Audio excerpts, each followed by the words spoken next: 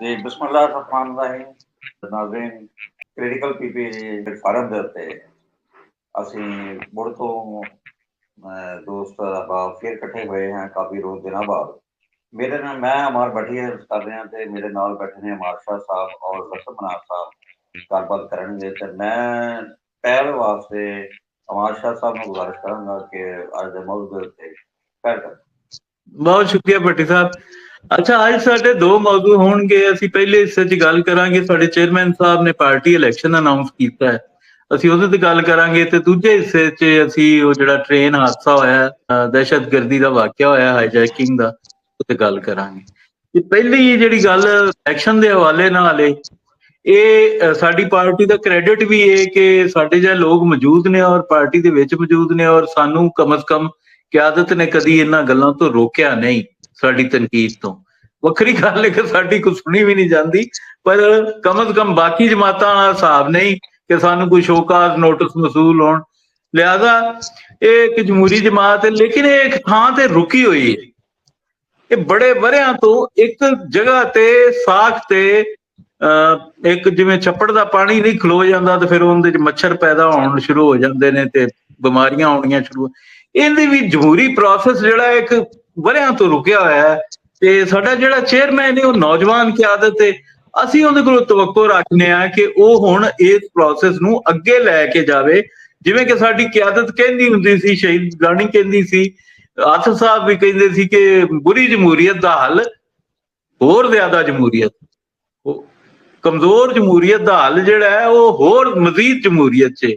ਲਿਹਾਜ਼ਾ ਇਹ ਜਮਹੂਰੀਅਤ ਦੇ ਬੁਨਿਆਦੀ ਜਿਹੜੇ ਸਟੈਪਸ ਨੇ, ਇਹ ਹਾਲੇ ਅਸੀਂ ਇੱਥੋਂ ਤੱਕ ਨਹੀਂ ਪਹੁੰਚਾ ਸਕੇ, ਨਾ ਆਪਣੇ ਮੁਆਸ਼ਰੇ ਨੂੰ, ਨਾ ਆਪਣੀ ਸਿਆਸੀ ਜਮਾਤ ਨੂੰ, ਜਿਹੜੀ ਕਿ ਸਭ ਤੋਂ ਪੁਰਾਣੀ ਪਾਕਿਸਤਾਨ ਦੀ ਸਿਆਸੀ ਜਮਾਤ ਹੈ ਔਰ ਸਭ ਤੋਂ ਵੱਡੀ ਔਰ ਸਭ ਤੋਂ ਜ਼ਿਆਦਾ ਕਹਿ ਲਓ ਕਿ ਜਮਹੂਰੀ ਜਮਾਤ ਦਾ ਕਿਵੇਂ ਰਾਸੀ।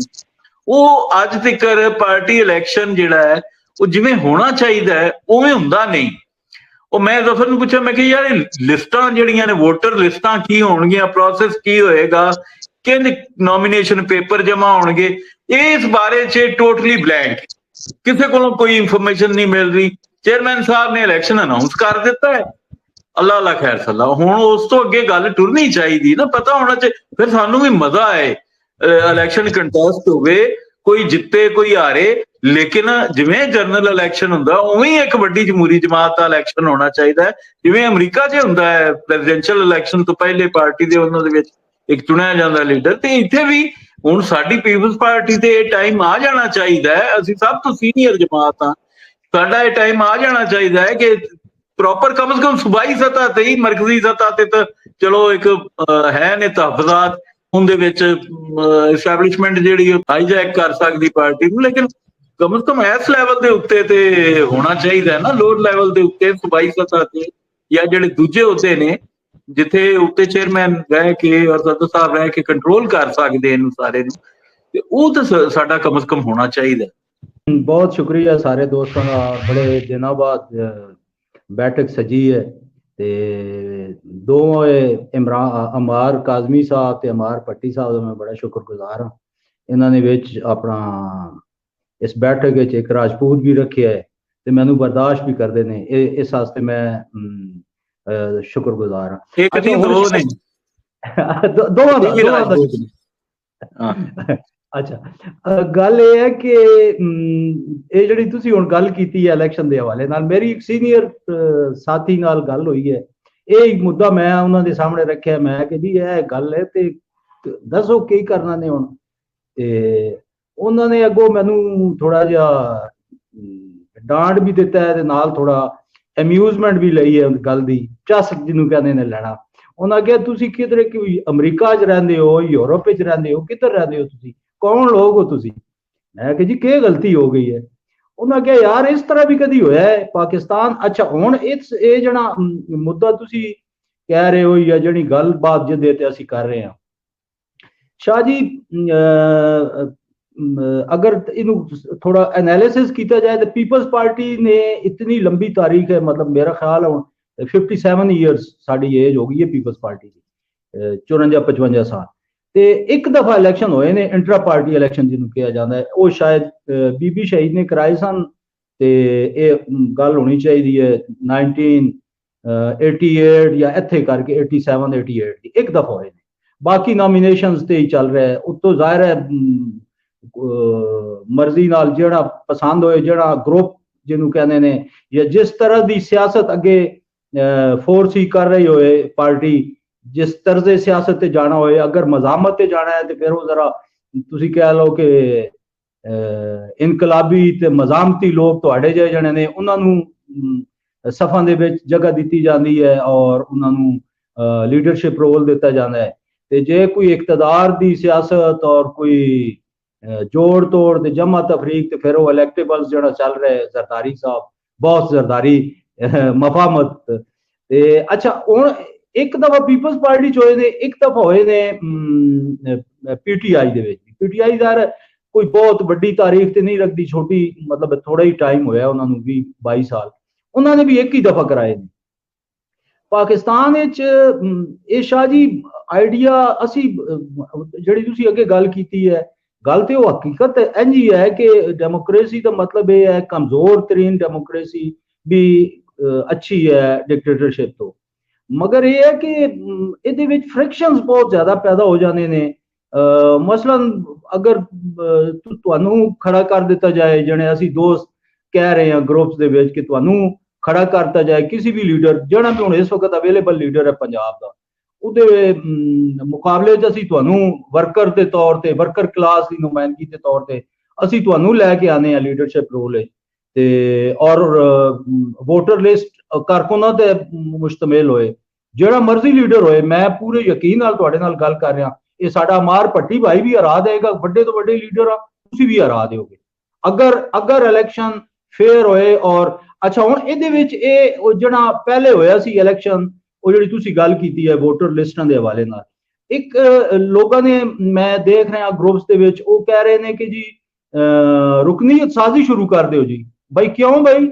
ਕਿ ਜੀ ਇਲੈਕਸ਼ਨ ਕਰਾਣੇ ਨੇ ਤੇ ਰੁਕਨੀਅਤ ਕਰੋ ਭਾਈ। ਉਹ ਹੁਣ ਰੁਕਨੀਅਤ, ਇਲੈਕਸ਼ਨ 5 ਹਫ਼ਤੇ ਦਾ ਟਾਈਮ ਹੈ, 5 ਹਫ਼ਤੇ ਦੇ ਵਿੱਚ ਇਲੈਕਸ਼ਨ ਪ੍ਰੋਸੈਸ ਮੁਕੰਮਲ ਕਰਨਾ ਹੈ, ਯਾਨੀ ਨਵੀਂ ਲੀਡਰਸ਼ਿਪ ਜਿਹੜੀ ਹੈ ਉਹਨੂੰ ਖੜਾ ਕਰਨਾ ਹੈ। ਤੇ 2-4 ਦਿਨ ਤੇ ਗੁਜ਼ਰ ਗਏ ਤੇ ਹਫ਼ਤਾ, ਸਪੋਜ਼ ਅਗਲੇ ਹਫ਼ਤੇ ਨੋਮੀਨੇਸ਼ਨਸ ਹੋਣੀਆਂ ਨੇ, ਜਾਂ ਉਹ ਕੀ ਕਹਿੰਦੇ ਨੇ, ਪੇਪਰਸ ਜਮ੍ਹਾਂ ਕਰਾਏ ਜਾਂਦੇ ਨੇ, ਤੇ ਫਿਰ ਤੇ ਟਾਈਮ ਹੀ ਕੋਈ ਨਹੀਂ ਹੋਏਗਾ ਕੰਪੇਨ ਦਾ। ਜਿਹੜੀ ਤੁਸੀਂ ਗੱਲ ਕਰ ਰਹੇ ਹੋ ਕਿ ਜੀ ਅਸੂਲੀ ਤੌਰ ਤੇ ਬੜੀ ਅੱਛੀ ਗੱਲ ਹੈ, ਪਾਕਿਸਤਾਨ ਪੀਪਲਸ ਪਾਰਟੀ ਮੁੱਢ ਜਮਾਤ ਹੈ, ਬਾਨੀ ਜਮਾਤ ਹੈ ਸਿਆਸਤ ਦੀ। ਸਾਡਾ ਸਟੱਡੀ ਸਰਕਲ ਬੜਾ ਮਜ਼ਬੂਤ ਹੁੰਦਾ ਸੀ, ਸਾਨੂੰ ਲੀਡ ਕਰਨਾ ਚਾਹੀਦਾ ਹੈ ਸਿਆਸਤ ਨੂੰ। ਜਿਹੜਾ ਵੀ ਕੈਂਡੀਡੇਟ ਖੜਾ ਹੋਏ, ਪੰਜਾਬ ਦੀ ਸਦਾਰਤ ਹੈ, ਜਨਰਲ ਸੈਕਟਰੀ ਹੈ, ਉਹ ਦੋਏ ਬੰਦੇ ਆਣ ਮੀਡੀਆ ਦੇ ਉੱਤੇ ਹੈ, ਸਾਡੇ ਗਰੁੱਪ ਤੇ, ਜਾਂ ਜਿਸ ਤਰ੍ਹਾਂ ਇਹ ਪ੍ਰੋਗਰਾਮ ਅਸੀਂ ਕਰ ਰਹੇ ਹਾਂ, ਤੁਸੀਂ ਆਪਣਾ ਵਿਜ਼ਨ ਦਿਓ, ਦੂਸਰਾ ਕੋਈ ਬੰਦਾ ਹੈ ਉਹ ਆਪਣਾ ਵਿਜ਼ਨ ਦੇ, ਜਿਹਨੂੰ ਵਰਕਰ ਪਸੰਦ ਕਰਦੇ ਨੇ, ਜਿਹੜਾ ਉਹਨਾਂ ਨੂੰ ਚੰਗਾ ਲੱਗਦਾ ਹੈ ਪਾਰਟੀ ਵਾਸਤੇ, ਉਹਨੂੰ ਉਹ ਸਿਲੈਕਟ ਕਰਨ, ਵੋਟ ਕਰਨ। ਅੱਛਾ, ਹੁਣ ਉਹ ਜਿਹੜੀ ਵੋਟਰ ਲਿਸਟ ਹੈ, ਉਹ ਮੇਰਾ ਇਹ ਪੁਆਇੰਟ ਆਫ ਵਿਊ ਹੈ ਕਿ ਵੋਟਰ ਰੁਕਨੀਅਤ ਸਾਜ਼ੀ ਜਿਹਦੇ ਬਾਰੇ ਬਹੁਤ ਗੱਲ ਹੋ ਰਹੀ ਹੈ, ਰੁਕਨੀਅਤ ਸਾਜ਼ੀ ਜਿਹੜੀ ਹੈ ਇਹ ਬਾਅਦ ਵਿੱਚ ਜਿਹੜੀ ਲੀਡਰਸ਼ਿਪ ਸਾਡੀ ਆਏਗੀ, ਸਿਲੈਕਟ ਹੋਏਗੀ ਜਾਂ ਇਲੈਕਟ ਹੋਏਗੀ, ਵਟਐਵਰ, ਉਹਨੂੰ ਚਾਹੀਦਾ ਹੈ ਕਿ ਉਹ ਫੌਰੀ ਤੌਰ ਤੇ 1 ਸਾਲ ਵਾਸਤੇ ਪੂਰਾ ਖੋਲ ਦੇ ਔਰ ਹਰ ਜਗ੍ਹਾ ਤੇ ਰੁਕਨੀਅਤ ਸਾਜ਼ੀ ਹੋਏ, ਨਵੇਂ ਲੋਕਾਂ ਨੂੰ ਇੰਡਕਟ ਕੀਤਾ ਜਾਏ, ਪਾਰਟੀ ਨੂੰ ਵੱਡਾ ਕੀਤਾ ਜਾਏ। ਮਗਰ ਇਹ ਹੈ ਕਿ ਇਸ ਮੌਕੇ ਤੇ ਰੁਕਨੀਅਤ ਕਰਨ ਦਾ ਮਤਲਬ ਇਹ ਹੈ ਕਿ ਜਿਹੜਾ ਫੈਕਟਰੀ ਓਨਰ ਹੈ ਉਹ ਆਪਣੇ 200-400 ਜਿਹੜੇ ਮੁਲਾਜ਼ਮ ਨੇ ਉਹਨਾਂ ਦੇ ਸ਼ਨਾਖਤੀ ਕਾਰਡ ਜਿਹੜਾ ਉਹ ਬਣਾ ਕੇ ਤੇ ਉਹਨਾਂ ਨੂੰ ਜਿਆਲਾ ਸ਼ੋਅ ਕਰ ਦੇ, ਤੇ ਤੁਸੀਂ ਵੀ ਫਾਰਗ ਤੇ ਭੱਟੀ ਸਾਹਿਬ ਵੀ ਫਾਰਗ ਤੇ ਅਸੀਂ ਸਾਰੇ ਵਰਕਰ ਫਾਰਗ, ਉਹ ਆਪਣੀ ਬੱਸ ਭਰ ਕੇ ਲੈ ਕੇ ਆਏ। ਤੇ ਇਸ ਤਰ੍ਹਾਂ ਨਹੀਂ ਹੈ। ਮੇਰਾ ਆਪਣਾ ਵੈਸੇ ਖਿਆਲ ਹੈ, ਇਨਫੋਰਮੇਸ਼ਨ ਇਹ ਹੈ ਕਿ at the end of day, ਚੂੰਕਿ ਫ੍ਰੈਕਸ਼ਨਸ ਬਣ ਜਾਣੀਆਂ ਨੇ, ਇਹ ਤੁਸੀਂ ਪੀਟੀਆਈ ਦਾ ਜਿਹੜੀ ਇੰਟਰ ਪਾਰਟੀ ਇਲੈਕਸ਼ਨ ਦੇ ਹਵਾਲੇ ਨਾਲ ਸਾਡੇ ਕੋਲ ਤਾਜ਼ਾ ਤਰੀਨ ਮਿਸਾਲ ਹੈ, ਉਹ ਪੀਟੀਆਈ ਦੀ ਹੈ, ਜਿਹਦੇ ਵਿੱਚ ਸ਼ਾਹ ਮਹਿਮੂਦ ਕੁਰੈਸ਼ੀ ਤੇ ਤਰੀਨ ਆਪਸ ਵਿੱਚ ਉਹਨਾਂ ਨੇ ਮੁਕਾਬਲਾ ਕੀਤਾ। ਤੇ ਤੁਸੀਂ ਦੇਖੋ ਐਂਡ ਤੱਕ ਉਹ ਆਪਸ ਵਿੱਚ ਬੜੇ ਹਾਰਡ ਲਾਈਨ ਔਰ ਮੁਖਾਲਫ ਰਹੇ ਨੇ, ਔਰ ਉਹ ਪਾਰਟੀ ਜੋ ਇੱਕ ਚਲਾ ਗਿਆ ਤੇ ਇੱਕ ਰਹਿ ਗਿਆ। ਤੇ ਇਹ ਸਾਡਾ ਚੁੱਕੇ ਐਬਜ਼ੌਰਪਸ਼ਨ ਜਿਹੜੀ ਹੈ ਨਾ, ਜਿਹਨੂੰ ਜਮਹੂਰੀਅਤ ਪਾਰਟੀ ਦੇ ਅੰਦਰ ਵੀ ਤੇ ਹੋਣੀ ਚਾਹੀਦੀ ਹੈ ਨਾ।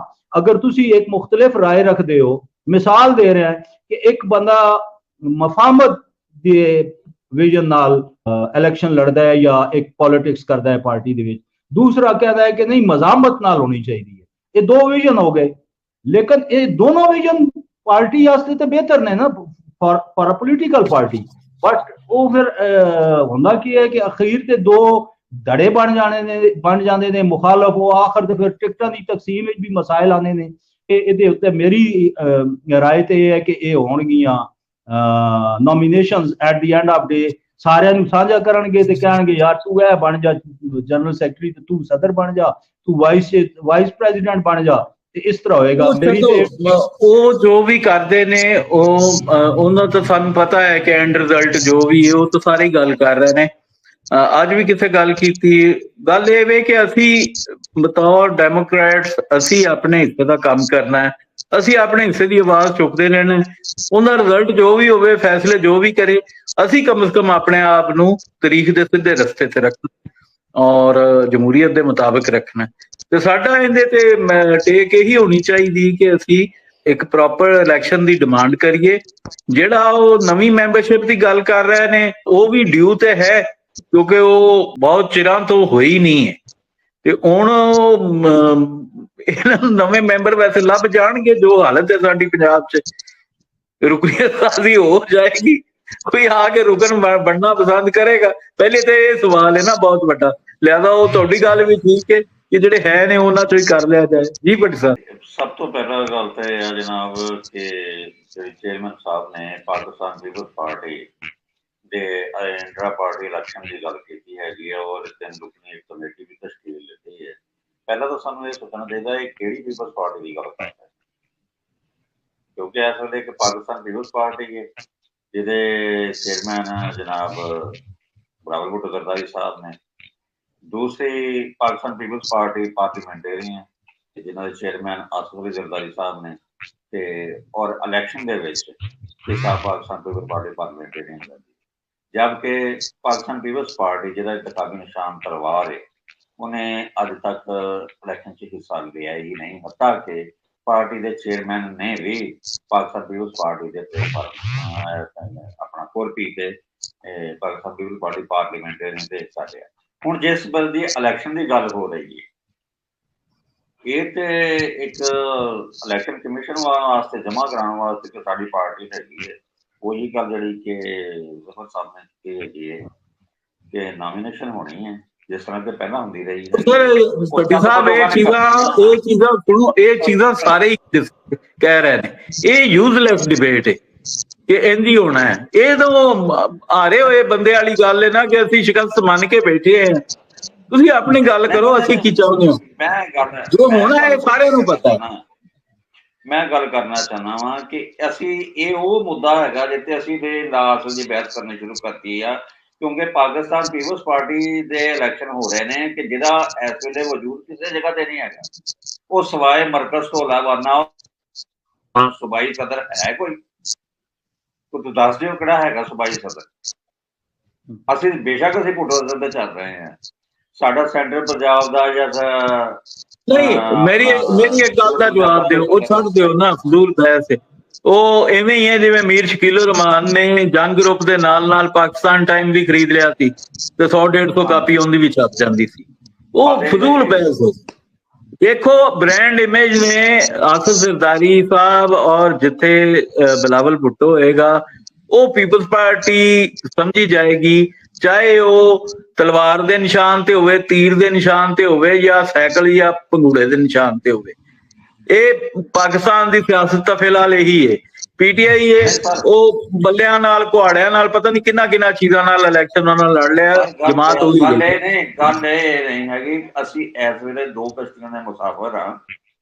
ਤੁਸੀਂ ਇਹ ਦੱਸੋ, ਜਿਹੜੀ ਮੇਰਾ ਮਕਸਦ ਕਹਿਣ ਦਾ ਹੈਗਾ ਕਿ ਅਸੀਂ 2 ਕਸ਼ਤੀਆਂ ਦੇ ਮੁਸਾਫਰ ਹਾਂ। ਸਾਨੂੰ ਪਾਕਿਸਤਾਨ ਪੀਪਲਸ ਪਾਰਟੀ ਔਰ ਪਾਕਿਸਤਾਨ ਪੀਪਲਸ ਪਾਰਟੀ ਪਾਰਲੀਮੈਂਟੇਰੀਅਨ ਇਲੈਕਸ਼ਨ ਅਸੀਂ ਲੜ ਰਹੇ ਹਾਂ। ਪਾਕਿਸਤਾਨ ਪੀਪਲਸ ਪਾਰਟੀ ਪਾਰਲੀਮੈਂਟੇਰੀਅਨ ਗੁਰਪ੍ਰੀਤ ਤੇ ਸਾਰੀ ਜਿਹੜੀਆਂ ਤਨਜ਼ੀਮਾਂ ਹੋ ਰਹੀਆਂ ਉਹ ਵੀ ਇਹੀ ਨੇ, ਤੇ ਫਿਰ ਇੱਥੋਂ ਨਹੀਂ ਅਸੀਂ ਆਉਂਦੇ ਹੈਗੇ।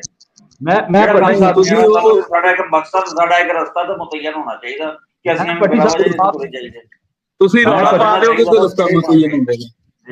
ਭੱਟੀ ਸਾਹਿਬ ਮੈਂ ਜਵਾਬ ਦੇਣਾ ਹੈ। ਗੱਲ ਇਹ ਹੈ ਕਿ ਜਿਹੜੀ ਸਾਡੀ ਪਾਰਲੀਮੈਂਟੇਰੀਅਨ ਦੀ ਸਿਆਸਤ ਜਾਂ ਪਾਰਲੀਮਾਨੀ ਸਿਆਸਤ ਕਹਿ ਲਓ ਉਹ ਹੋ ਰਹੀ ਹੈ, ਉਹ ਕਰ ਰਹੀ ਹੈ ਪਾਕਿਸਤਾਨ ਪੀਪਲਸ ਪਾਰਟੀ ਪਾਰਲੀਮੈਂਟੇਰੀਅਨ। ਉਹਨਾਂ ਦੀ ਟਿਕਟ ਵੰਡੇ ਜਾਂਦੇ ਨੇ और लेकिन जितनी तंजीमा ने जो सियासत हो रही है ਉਹ ਪਾਕਿਸਤਾਨ ਪੀਪਲਸ ਪਾਰਟੀ ਦੇ ਲੈਟਰ ਹੈਡ ਤੇ ਮੈਂ ਖੁਦ ਰਹਿ ਚੁੱਕਿਆ ਅਹੁਦੇਦਾਰ।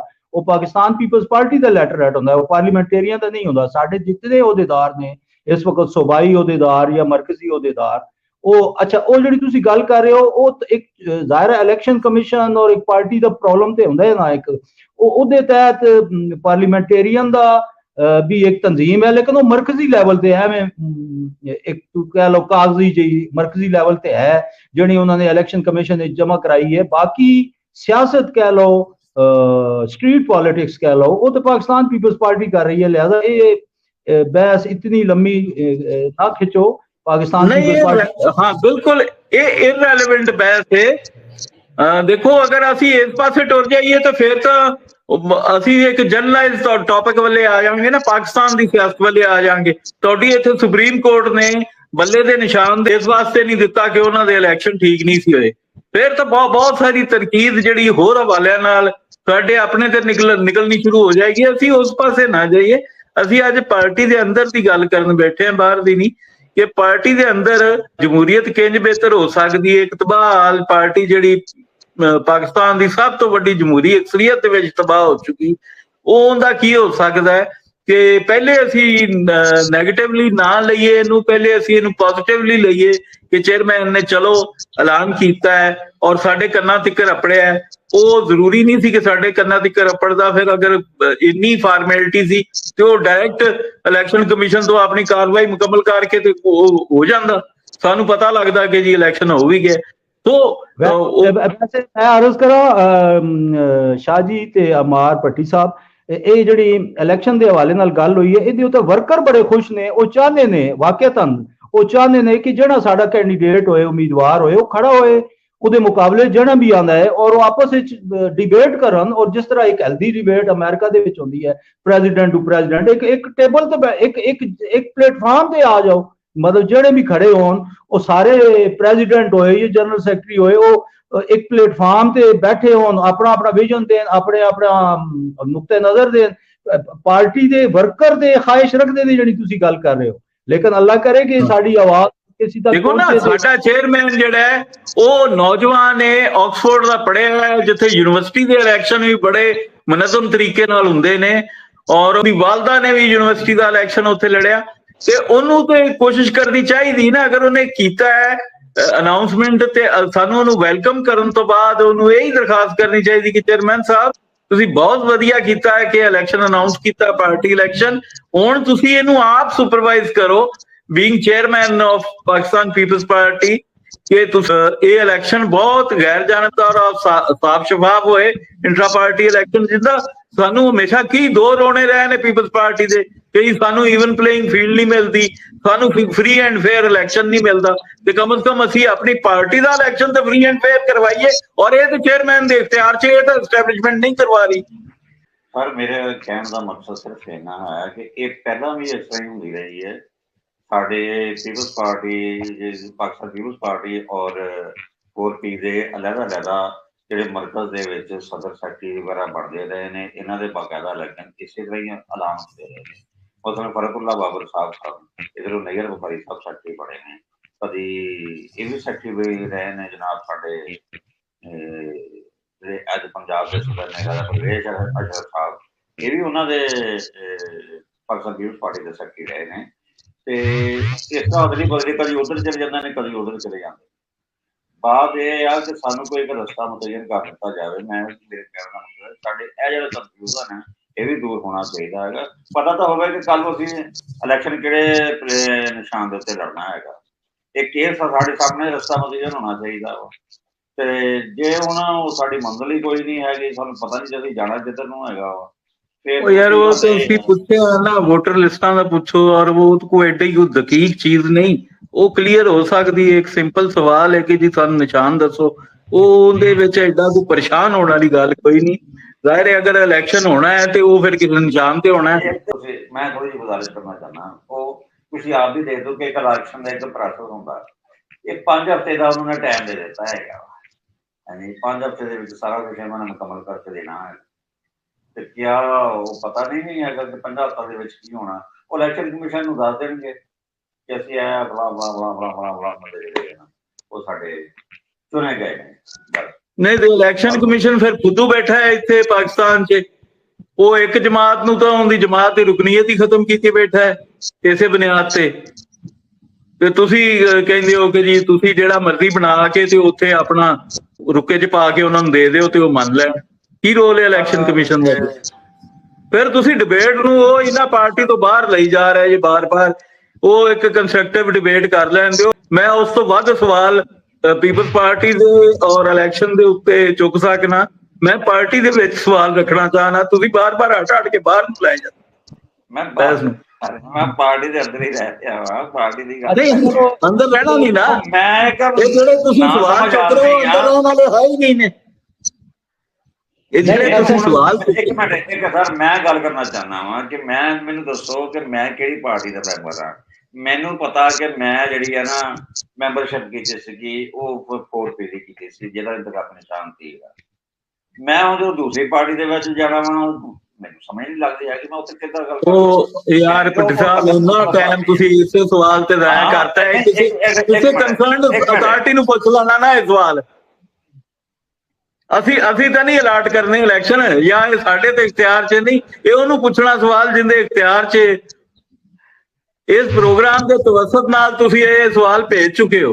ਹੁਣ ਇਹਨੂੰ ਆਪਾਂ ਕੀ ਵਾਰੀ ਪਾਣੀ? ਸਾਡੇ ਤਿੰਨਾਂ ਦੇ ਵਿੱਚੋਂ ਤਾਂ ਤੂੰ ਫੈਸਲਾ ਕਰਨ ਵਾਲਾ ਹੈ ਨਹੀਂ। ਗੱਲ ਅਗਾਂਹ ਟੋਰੋ। अच्छा, मेरा ख्याल है कि इसके उत्ते इस मुद्दे ते काफी साड़ी दोनों तरफ दी यानी माइंड सेट क्लियर हो गया है, आ गई है, डिबेट आ गई है। और मैं तीनों इस प्लेटफॉर्म तो क्रिटिकल PPP दे प्लेटफॉर्म तो मुतालबा करना चेयरमैन साहब नूं के और तमाम साढ़े जिहड़े जनरल सैकटरी साहब ने, फौजिया हबीब साहिबा जिहड़े इस कन्वीनर ने, सिप्ती शाह साहब, सिप्ती हसन शाह साहब और आमर फिदा पराचा साहब जिहड़े इलैक्शन करा रहे ने साडे, कि तुसी इन्हां चीज़ां दे उत्ते गौर करो और एक फ्री एंड फेयर इलैक्शन दी बुनियाद रखो। थोड़ा कोई हरज नहीं है, एक मजा आए, एक थोड़ा जमहूरियत पार्टी दे अंदर आए, थोड़ा साडी और कुछ ना सही ते कम अज कम असी दूजी जमातां नूं ते दिखाण जोगे होई है कि असी पार्टी दे एक जंगी मशक तो होवे ना, वो जंगी मशकां नहीं करदियां रियासतां, वो झूठियां मूठियां जंगां लड़दियां ने। जंगी मशक तो करो। ये मशकां तो होणियां चाहिए, जिस कोई शक नहीं है। थोड़े जे मशक होवे ते हर घर च बरकत है, जमूर दे विच ते फिर ज़ाहिर बात है मौत होंदी है। ਸਰ ਤੁਸੀਂ ਵੀ ਕੋਈ ਨਾ ਸਗਾਰ ਸਬੂਤ ਲਾ ਲਿਆ ਕਰੋ, ਤੁਹਾਡੇ ਲਾਗੇ ਯਾਰ ਸਗਾਰਾਂ ਕੀ ਕਰੀਏ। ਸਗਾਰ ਉਹ ਦੇਖੋ, ਉਹ ਅੱਜ ਕੱਲ੍ਹ ਰੋਟੀਆਂ ਲਾਉਂਦਾ ਫਿਰਦਾ, ਰੋਟੀਆਂ ਲਾਣੀਆਂ ਸਿੱਖ ਲਓ। नहीं, मैंने सर गल नहीं समझ आई, ये मुतालबा के भट्टी साहब ने रखे है। मैं कहा सगार ले लो, ਤੁਹਾਡੇ ਲਾਗੇ ਆ ਸਗਾਰਾਂ ਵਾਲਾ, ਅੱਜ ਕੱਲ੍ਹ ਰੋਟੀਆਂ ਲਾਉਂਦੇ ਆ, ਦੱਸਦੇ ਨੇ। ਅੱਛਾ, ਮੈਂ ਆਪਣੀ ਇੱਕ ਨਾ ਬੜੇ ਪੁਰਾਣੀ ਇੱਕ ਗੱਲ ਦੱਸਣਾ ਚਾਹੁੰਦਾ ਵਾਂ। ਮੈਂ ਕਦੀ ਸਟੇਜ ਦਾ ਸ਼ੌਕ ਸੀਗਾ ਮੈਨੂੰ ਵੀ,